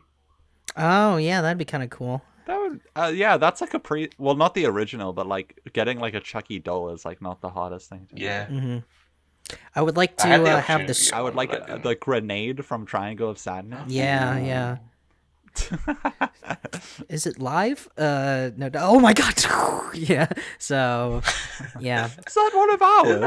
I would. What? Yeah. Oh shit. Yeah. Yeah. I would like the script. I would like the script that Dwayne The Rock Johnson wrote in Southland Tales, just so I can record myself yeah. burning it and telling people who like the movie to go fuck themselves. Yeah. So. Yeah. Wouldn't you like the beach from Old? Oh yeah. So, no, the prop I would like would be the camera that M. Night used for all those GoPro shots in Old. Yeah, I'd like that. So, and then if I just I want that phone from Knock at the Cabin that like can record like handheld footage at like 4K, you know? I would like the TV and Knock at the Cabin that somehow is able to show cable even though the internet is fucking out or whatever bullshit excuse that they made up in that stupid piece of shit. So, oh yeah, even though there's no signal. Yeah, even though there's no signal, Yeah. it somehow can produce his fucking 4K quality news on the TV. So, whatever. I guess I'm just too soy brained to like figure out the deeper meaning of M. Night's movies or whatever. So, Yeah, I think I'd like I don't know. The camera that Timothy Treadwell uses in Grizzly Man that recorded his death, just so I could hear that audio. Wow. I don't know. I think anything from like a Anderson stop motion Oh, thing yeah. I'd like. Mhm. Like Oh yeah. maybe like one of the Mr. Fox puppets or like something from Life Aquatic. Oh or yeah, any of the something. Wallace That'd and be Gromit puppets, or the Chicken Run puppets, or anything. A lot of the puppets just in general would be cool. Like, I don't know if you saw that one video. I think it was Conan, where like you got to like get a glimpse into like Guillermo del Toro's like mystery house or whatever. It's just filled with like fucking like props and Yeah. puppets or Puppets whatever. and shit. That dude's fucking Yeah. living the dream, like Jesus. So, Yeah. and I just like I've always found it weird that like Guillermo is like in the same like category. Like he's like a part of the Three Amigos as like Alfonso Cuarón and Alejandro Iñárritu, but I just can't imagine like them like having a conversation where it's like Guillermo just mentions shit about like anime or like some monster related shit, and then Alfonso and Alejandro are just like, oh my god, this shit again. It's because like they don't seem like they'd It's be like into that. us. Yeah, I guess so. I'm the Guillermo of this group. Yeah. So. Yeah. So. You can be Iñárritu, Jules, because I don't want to be a crazy person. Iñárritu's oh yeah, well, what am I saying? Of course he is.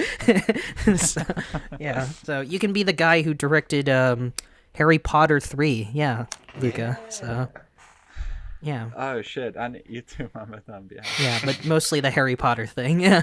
So, And I killed the dog. yeah. I don't know. Okay. I would like whatever penis they used that Willem Dafoe used to pee blood in Antichrist. I would like that as well. So, yeah. So whatever just props that Lars von Trier used, I'm sure they're very interesting. So yeah. So I would and I would also like whatever drugs God, what's his name? Fucking Gaspar Noé. Yeah, he used to make Climax. I would like those as well. So Oh god! Just absolutely screw yourself over. yeah, it'd be fucked. Yeah. So yeah. So anyway, next question. Have you so this comes from Robert. Have you ever felt like you outgrown or stopped liking a franchise or a movie? And if so, how was that experience? Yeah, I mean, Yeah. Star Wars, I'm just going to get that Yeah. out of the way. I don't give a shit about Star Wars anymore. So, I mean, I still like Star Wars. When I was I'm gonna admit this is a very shameful thing. Is that when I saw Ooh. the prequels for the first time, okay. I actually thought they were good, and I watched them more. I watched Revenge of the Sith more than I watched the original trilogy. I mean, but like that's really not that bad, since I feel like every kid was going through that phase, right, where they liked the prequels more than the original Jules was trilogy. like, no, this was last year. This was last year. Yeah, no, that's No, I'm not. kidding. That's like that was like pretty common, like because I also thought Revenge of the Sith was the most badass one because it's like, oh, cool, like lightsaber fights. It just do happened like every flips. 20 minutes. Yeah, so yeah. Now I just don't give a shit anymore. Like, and it sucks because I used to really love Star Wars. Like, the first two Star Wars films, Episode 4 and 5, not 1 and 2. Like they're still some of my favorite movies of all time, but I can't for the life of me give a shit anymore. Like, I still haven't seen Andor. I know that's supposedly good, but I still haven't really seen good. it. Genuinely get on that. Okay, yeah, but I just don't give a fuck about Mandalorian season 3. I know that's out, but I just do not care. Oh my god, there's 3 seasons of that I already? watched- Technically 3.5 because I There's- have to watch Book of Boba Fett too No, now. don't watch So that. Don't watch that. It's so What bad. the hell? I haven't even heard of all of this stuff, Yeah. like, before. The first episode of the new season of The Mandalorian, to me, is so bad. Like, they just have, Really? they're just talking, and then they have, like, 2 pointless action scenes, just for the fact that they needed it. Like, how is this any different from like any other Mandalorian episode? no, but, like, it's just taken to, like, an extreme. Like, they just really have nothing. Okay, because like I remember like IGN like even like an 8 or something, and I'm like, what are they- damn, this must have been really fucked if IGN of all people wasn't able to give it a 9 or anything like that. Yeah, that's how you know it's So- really bad. Yeah, I mean I heard it's boring because like I didn't care. So yeah, I mean I'm glad you relaying this information. I'm glad I'm not missing anything. Yeah, So, no, really, you are. yeah. I'll still try and watch Andor if I have the time. I just Yeah, I no, can't get on I that. just don't care. Yeah, I just don't care. Yeah. So yeah. I'm trying to think of another franchise that I just do not give a shit about anymore. I mean, there are a ton. I mean, I used to like the MCU when I was like 14, 15. Yeah, but like Yeah, everyone same. everyone But, goes like- through that. Yeah. Well, I feel like Yeah, I kind of just like- dropped out anyway after Endgame, except for like Spider-Man I still haven't- and Guardians. yeah. I still haven't seen the new Ant-Man. Apparently, it's fucking I've- garbage. Apparently, it's dog shit. But I'm never gonna know because I still haven't seen it. I'm not going to. So I'm going to see it when it comes out on Disney Plus because it's piqued yeah, my me interest too. in how bad it is. apparently, apparently, it was written by a former Rick and Morty staff writer because someone was telling me this. Someone was telling me this, and I was like, and I only want to see the movie just to see if they were lying. But like, apparently. Spoilers for Ant-Man 3, not that anyone should give a shit, but like apparently what happens is that the main bad guy from the first Ant-Man, Yellow Jacket or whatever, Oh, yeah, when he's he got back as crushed, MODOK. he's back as MODOK because like only his head didn't get squeezed or crushed, but the rest of his like fucking body parts got like small or whatever.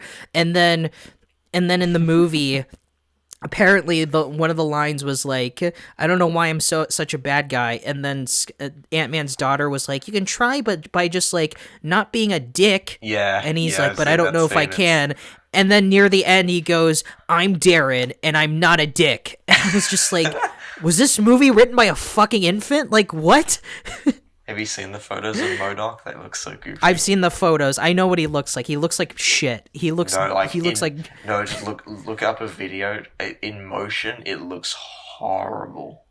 I haven't seen that. I can't wait to see that. But when it comes out on Disney Plus, yeah. But it looks like dog shit. Yeah. Oh yes. So, yeah. It all goes back to Marvel somehow on this podcast. Somehow, yeah. So, I guess another franchise for me. I guess Harry Potter. I don't really care about Harry Potter anymore. You know, like. Yeah, nah. I mean, the Fantastic Beasts movies definitely had something to do with that for sure. Did you end up watching the third one? No, I tried watching like 15 minutes of it and I was like, fuck this, I don't care. You know? It wasn't funny. It was just boring. So and I guess also because like J.K. Rowling being a piece of shit, like kind Yeah, of that like turned everyone off. sucked out my liking for Harry Potter, you know? Like I mean, obviously I can see the movies whenever I want. I just don't have any real incentive to anymore, you know? Just Yeah. like J.K. Rowling being a fucking Asshole. atrocious person. Yeah. So I have to study The Yeah. Cursed Child for my theater God. class this year. that sounds like genuine torture. Yes, thank God. We're only going to see the one show. Yeah, what the fuck? Why are they making you do that? Yeah. That sucks.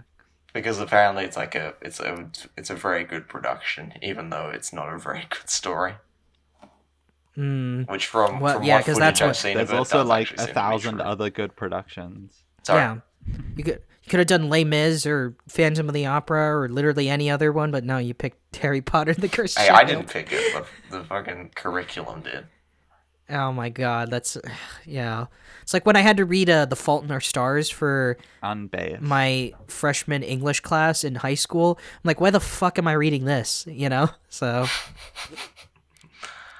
yeah. So any other franchise? I'm pretty sure I'm sure I could think of more, but it's just nothing. Is I'm just just coming to me. I've just never been super passionate about like all the franchises people seem to love. Like, I was Really? never the biggest Star Wars fan. I was never the biggest Harry Potter fan. I was never the biggest, like, even when I liked Marvel when I was like, you know, like a teenager, Mm-hmm. I still wasn't it still wasn't like I was a comic book nerd and like cared about it that much, you know, like yeah, like there's been nothing that like I've been there's been no big franchise that I've been like super passionate about. Yeah, I'm in just my trying to life, look like, into ever. Yeah, I'm looking at my most. ratings. I'm trying to look at the most popular movie franchises of all time. I mean, I guess like if there's one that I still like, I guess Spider-Man, but like I like the character more than like any of the movies that they're in. So, yeah. I remember when I X-Men, revisited DC. Home Alone, which is a classic Christmas movie for me. In my childhood, it wasn't like as good as I remembered. Sure. Yeah, but that's kind of it. That's been my experience. I mean, yeah, that's kind of like the experience of my experience with that too. Just like, you know, whatever. So, solid movie, but you know, that's about it. So, yeah, I'm afraid for you, Jules, that Lord of the Rings is going to be a franchise that you're just going to fucking hate at some point because, like, apparently both Amazon and Warner Brothers are just going to spam the shit out of Lord of the Rings and just, like, Yeah. spam all these TV shows and movies out of it. Because, like, I kind of felt that way with The Hobbit because by the time I got to the third Hobbit movie, I was like, what the fuck am I doing with my life? You know? Like, Yeah, what the that was fuck just am I kind of doing like sitting here? So, That's like, oh, well, they're the bad prequels, but at least I got the originals, and now it's like, yeah. yeah. It's a bad time to be a Lord of the Rings fan, man. We just can't win. Yeah, you just no franchise is safe anymore. Yeah, and no franchise is safe. yeah, so Transformers. Yeah, I was really into Transformers. That one Transformers movie with Orson Welles. Yeah. I was never big into Transformers. Like even as a kid, and this is someone who saw a bunch of like anime with like fucking robots and shit. I saw the first, not the first, the second one. The first one was fine as a kid, but the second one, even as a kid who like didn't have any taste in film, I was like, this is stupid. Like, this is idiotic and dumb. Like, so I guess it's not really a franchise I fell out of love with if it's not even something I liked to begin with. So, yeah. All my childhood memories of it is like my dad would come home every few years and like shit talk the latest movie. He was like, yeah, it was really bad. It was like lots of explosions and stuff. Can't wait to watch the next one. Yeah. You know? Because those movies made a fucking ton of money. Like, by the time the fourth one came around, when America was tired of Transformers shit, they just pawned it off to China. Yeah. Yeah, we'll eat this shit up. Like, fuck you. So. Yeah, that was the one time, like, because lots of hardcore Americans love Transformers, and even they were like, they're selling out the movie to China. What the fuck? Yeah, so should have just kept Shia LaBeouf in there. So, because I fucking hate Mark Wahlberg. I don't know why. Megan Fox, who thought it was a good idea to compare the director of her Michael Bay $1 billion to film to Hitler. Yeah. Yeah. But it seems like that didn't really matter since she was in those fucking Teenage Mutant Ninja Turtles movies that Michael Bay produced. Oh so. My god, we're gonna talk about those movies someday. Oh my god, please don't. No, I've seen them I saw them only once and it was a long time ago. I don't remember anything about them other than not liking them. So Yeah. I'm not gonna I don't look forward to that day, but yeah, something tells me you're going to recommend them. So I'm gonna recommend the second one because that's the funnier one. I mean, if you're going to recommend There's a new Ninja Turtles movie coming out. So, yeah, I guess technically, you know what would be kind of fun if we could, if one of us recommends the original, like, the old Ninja Turtle movie, like the original Ninja Turtles trilogy. I've never seen them, so like, I've never seen those. supposedly they're good. At least the first one is supposedly good. They looked very, very strange. So I mean, yeah, because it's dudes in a rubber suit. Yeah, they know. have to be. So that's always just kind of turned me off from them. I mean, in the modern one, they still look very, very strange. Yeah, they still they look even but worse. now they're like CG abomination Shreks instead of fucking costumes. Voiced by Johnny Knoxville. Yeah. Really? You didn't know that? Who did Johnny Knoxville? He voiced Leonardo. He voiced Leonardo in the first one. Yeah, I figured as much. Fuck. Yeah. So it's the most random ass casting. Yeah. So. Yeah. Well, whatever. Want to do one more or two more? I don't know. So. One more. Okay. Okay, here's a question from Ninjedi. Who is your dream guest that you would want on the podcast? Ooh. Danny DeVito? Yeah. Danny DeVito. My dream guest is someone from Australia that doesn't like the shitty hot dog.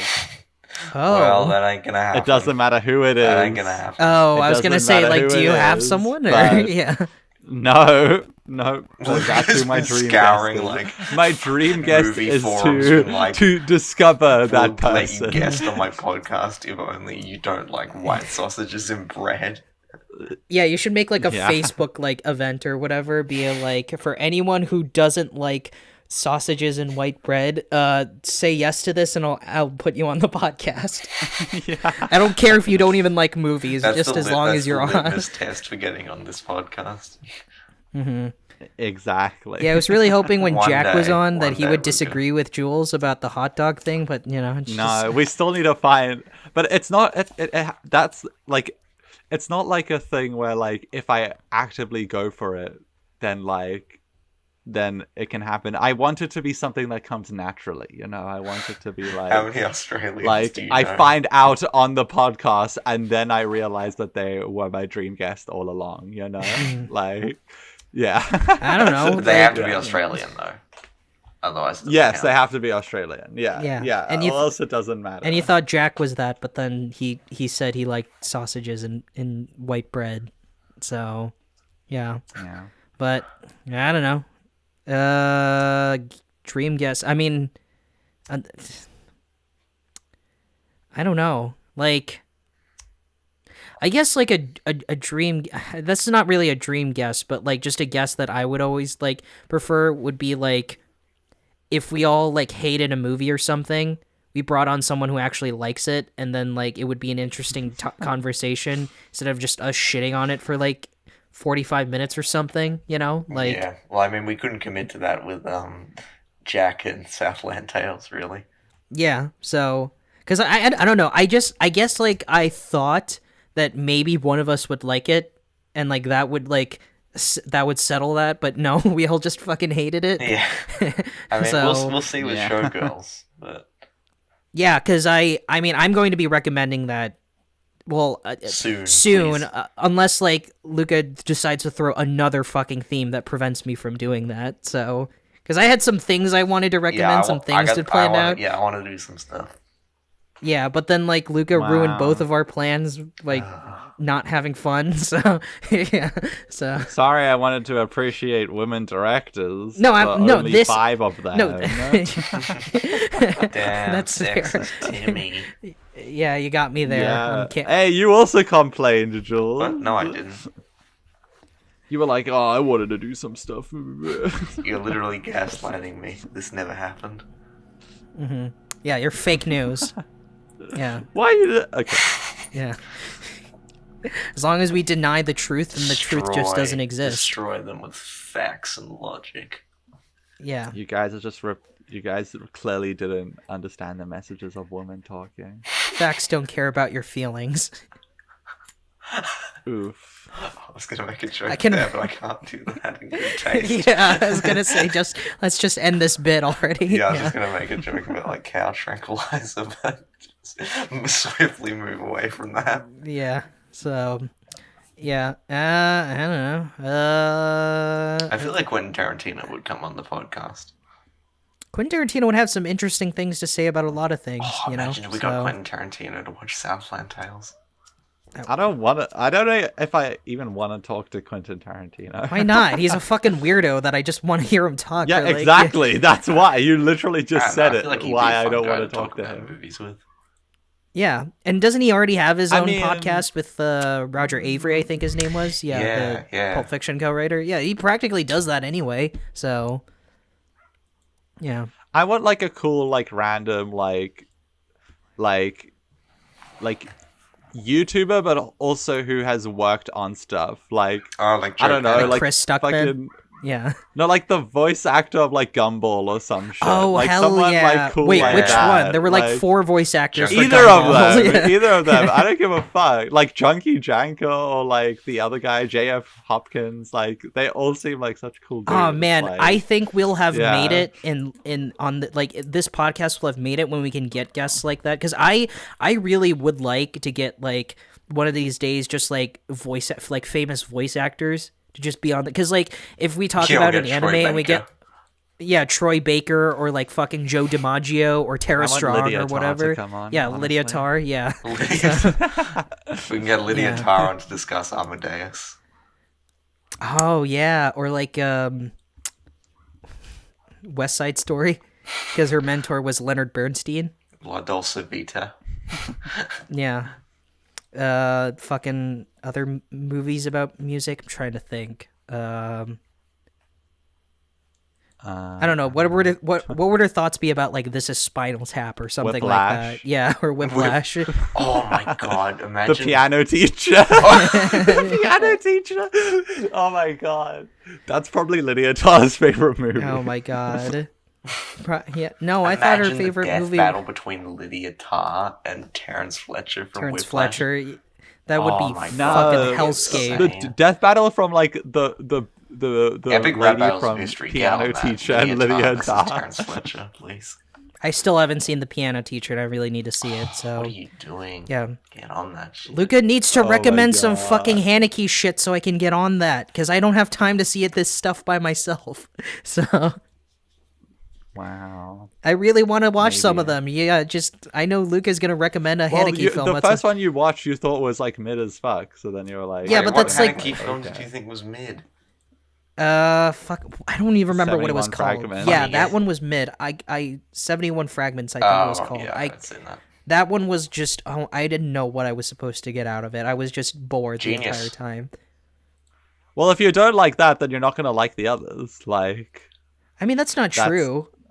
Like, I mean, there's some there. don't I know. think any high-profile director that has like is that acclaimed, like is going to have things that I might not like, but I'm gonna have things that I'll also like. You know, like I'm starting to watch more of Brian De Palma's stuff. I don't like some of his movies. Like I don't like I don't like the first Mission Impossible that he did, but I like Scarface, you know? So, like, I don't think me disliking one of their movies, like, means that I'm going to... And, like... I just think Haneke has, like, such a specific style. So, like, if you don't vibe with one of them... Yeah, you don't vibe with all of them. You're not really going to vibe with all of them, I still want to watch his gonna make a movies. new I really film. want... I want him to come back. Nah, he's not. I'm very curious about the guy. He still wants to make them. I don't know. But, like, I thought, what was his last... I don't know if he can. Was his last He's movie only a more? 80. Or... He could, Martin Scorsese's 80. He's still making them. Okay, Yeah. I guess so. He's still talking shit about Marvel. Is and Martin still Scorsese 80? What the fuck? He's Does he around not that know age, that? I think, yeah. So I'm pretty sure yeah. he just turned 80. Yeah. So, and like, I don't know. Holy shit. Damn, he is. But I What still the want to fuck? see more of his, and sometimes even, again, like, I don't like Human Nature. I think Human Nature is bad, but like, I still like Charlie Kaufman, you know? So, Yeah. and like, Yeah, that's That is- true. Human Nature- That is a really great argument. Human Nature screams Charlie Kaufman, and it was still bad. Like, Yeah. so that doesn't Yeah. mean anything to me. So, yeah. True. So yeah, like that's my argument. Like I'm gonna dislike, maybe I'll dislike some of their movies, but that doesn't mean I'll hate all their movies, you know. So even Kubrick, like my favorite director, like if he can bounce Fear and from Desire. fucking Fear and Desire, yeah, then like anything can happen, you know. So yeah, don't let that dissuade you from recommending Haneke shit. I want to see Haneke shit. Give me funny All games. right. Give me piano teacher. Give me all this crap. So, I don't know if I could watch The Piano Teacher again, man. It's like a Haneke film for me is just like watch it once, give it a 10 out of 10, and never watch Never it again. again. yeah, that's. No, I haven't watched Piano Teacher again. That made me fucking like rock. You should recommend it. I want to watch piano teacher. yeah. So Why don't you recommend Yeah, it? but like Funny Games is the best. then recommend funny games. Yeah, if you want to watch them so badly, you recommend. I don't have it, time. like- Well, yeah, you recommend them. These and then these recommendations force me to see them. You know, like so I make yeah, time so for recommend them. them yourself, so you're not waiting. Yeah, I couldn't this time because it's like women's director. What could I do about that one? You know, last time I checked, Michelle Haneke isn't a woman. Last time I checked, so you know. I mean, Well, Michelle. her name's Michelle. Oh wait, Yeah. whatever. Yeah, so Michael Haneke, whatever. So yeah. Chan. So and and I can't do that for the childhood trauma next because I didn't see Yeah, any childhood trauma. Haneke The films piano for teacher. me to be traumatized by. No, Haneke's like modern day trauma. Yeah. Like, totally fine. Yeah, Adult trauma. adult trauma. Adult trauma. Yeah. So one of you guys has to do it for me. So because if I do it, We it's can- gonna we can be do it like for the next, forever. when Halloween comes around, we just recommend Yeah, when Haneke Halloween Chan. comes around. Yeah, recommend both funny games. Yeah. So That's Yeah. a good idea. Nah, just the OG. so yeah. I mean we answered that question a while ago, but yeah, we're done. So Yeah. Yeah. yeah, that's about it. Questions done. I think it's Jules's turn next. Oh yeah. Okay. It was. Yeah. It is Jules. So What the hell are we watching? act like you don't know. I really don't. So I think Luca knows, but I don't managed to know. guess Yeah. it because I I know. accidentally revealed too I am much. so good at guessing Yeah. your guys' shit. It's so fun. Okay, so my recommendation is a film from a few years ago called You Were Never Really Here, directed by Lynn Ramsey, starring Okay. Joaquin Phoenix, Joker. So yeah, Okay. Wow. if you don't want to be spoiled for You Were Never Really Here, 2017, Then you don't want to be here for that discussion. You want Yeah. to watch it before Yeah. that. watch Yeah, I'm it, looking at the. watch it before. Yeah, sorry. Go finish the thing. Yeah. So. Yeah, watch it before the next podcast. It should come out soon-ish. Yeah, soon-ish. Just whenever I get my shit together and edit them. Yeah. So. Yeah. Okay. Yeah. You were never really. Yeah. This is great. I thought I saw this, but I don't have a letterbox rating for it, so I guess I didn't see this. Oh shit. Yeah. There it is again. That's what happens every time. Yeah. Every goddamn time.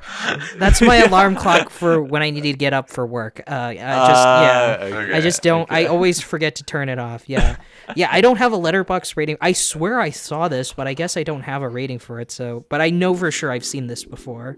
But okay, yeah, cool. But yeah, good choice. Yeah, great choice. I thought you were gonna. It would have been more relevant if you recommended we need to talk about Kevin and like Ezra Miller was still up to his bullshit or whatever. That would have been a great solid pick as well. I was gonna do the So- other film double by feature. the director of The Babadook, The Nightingale. Oh.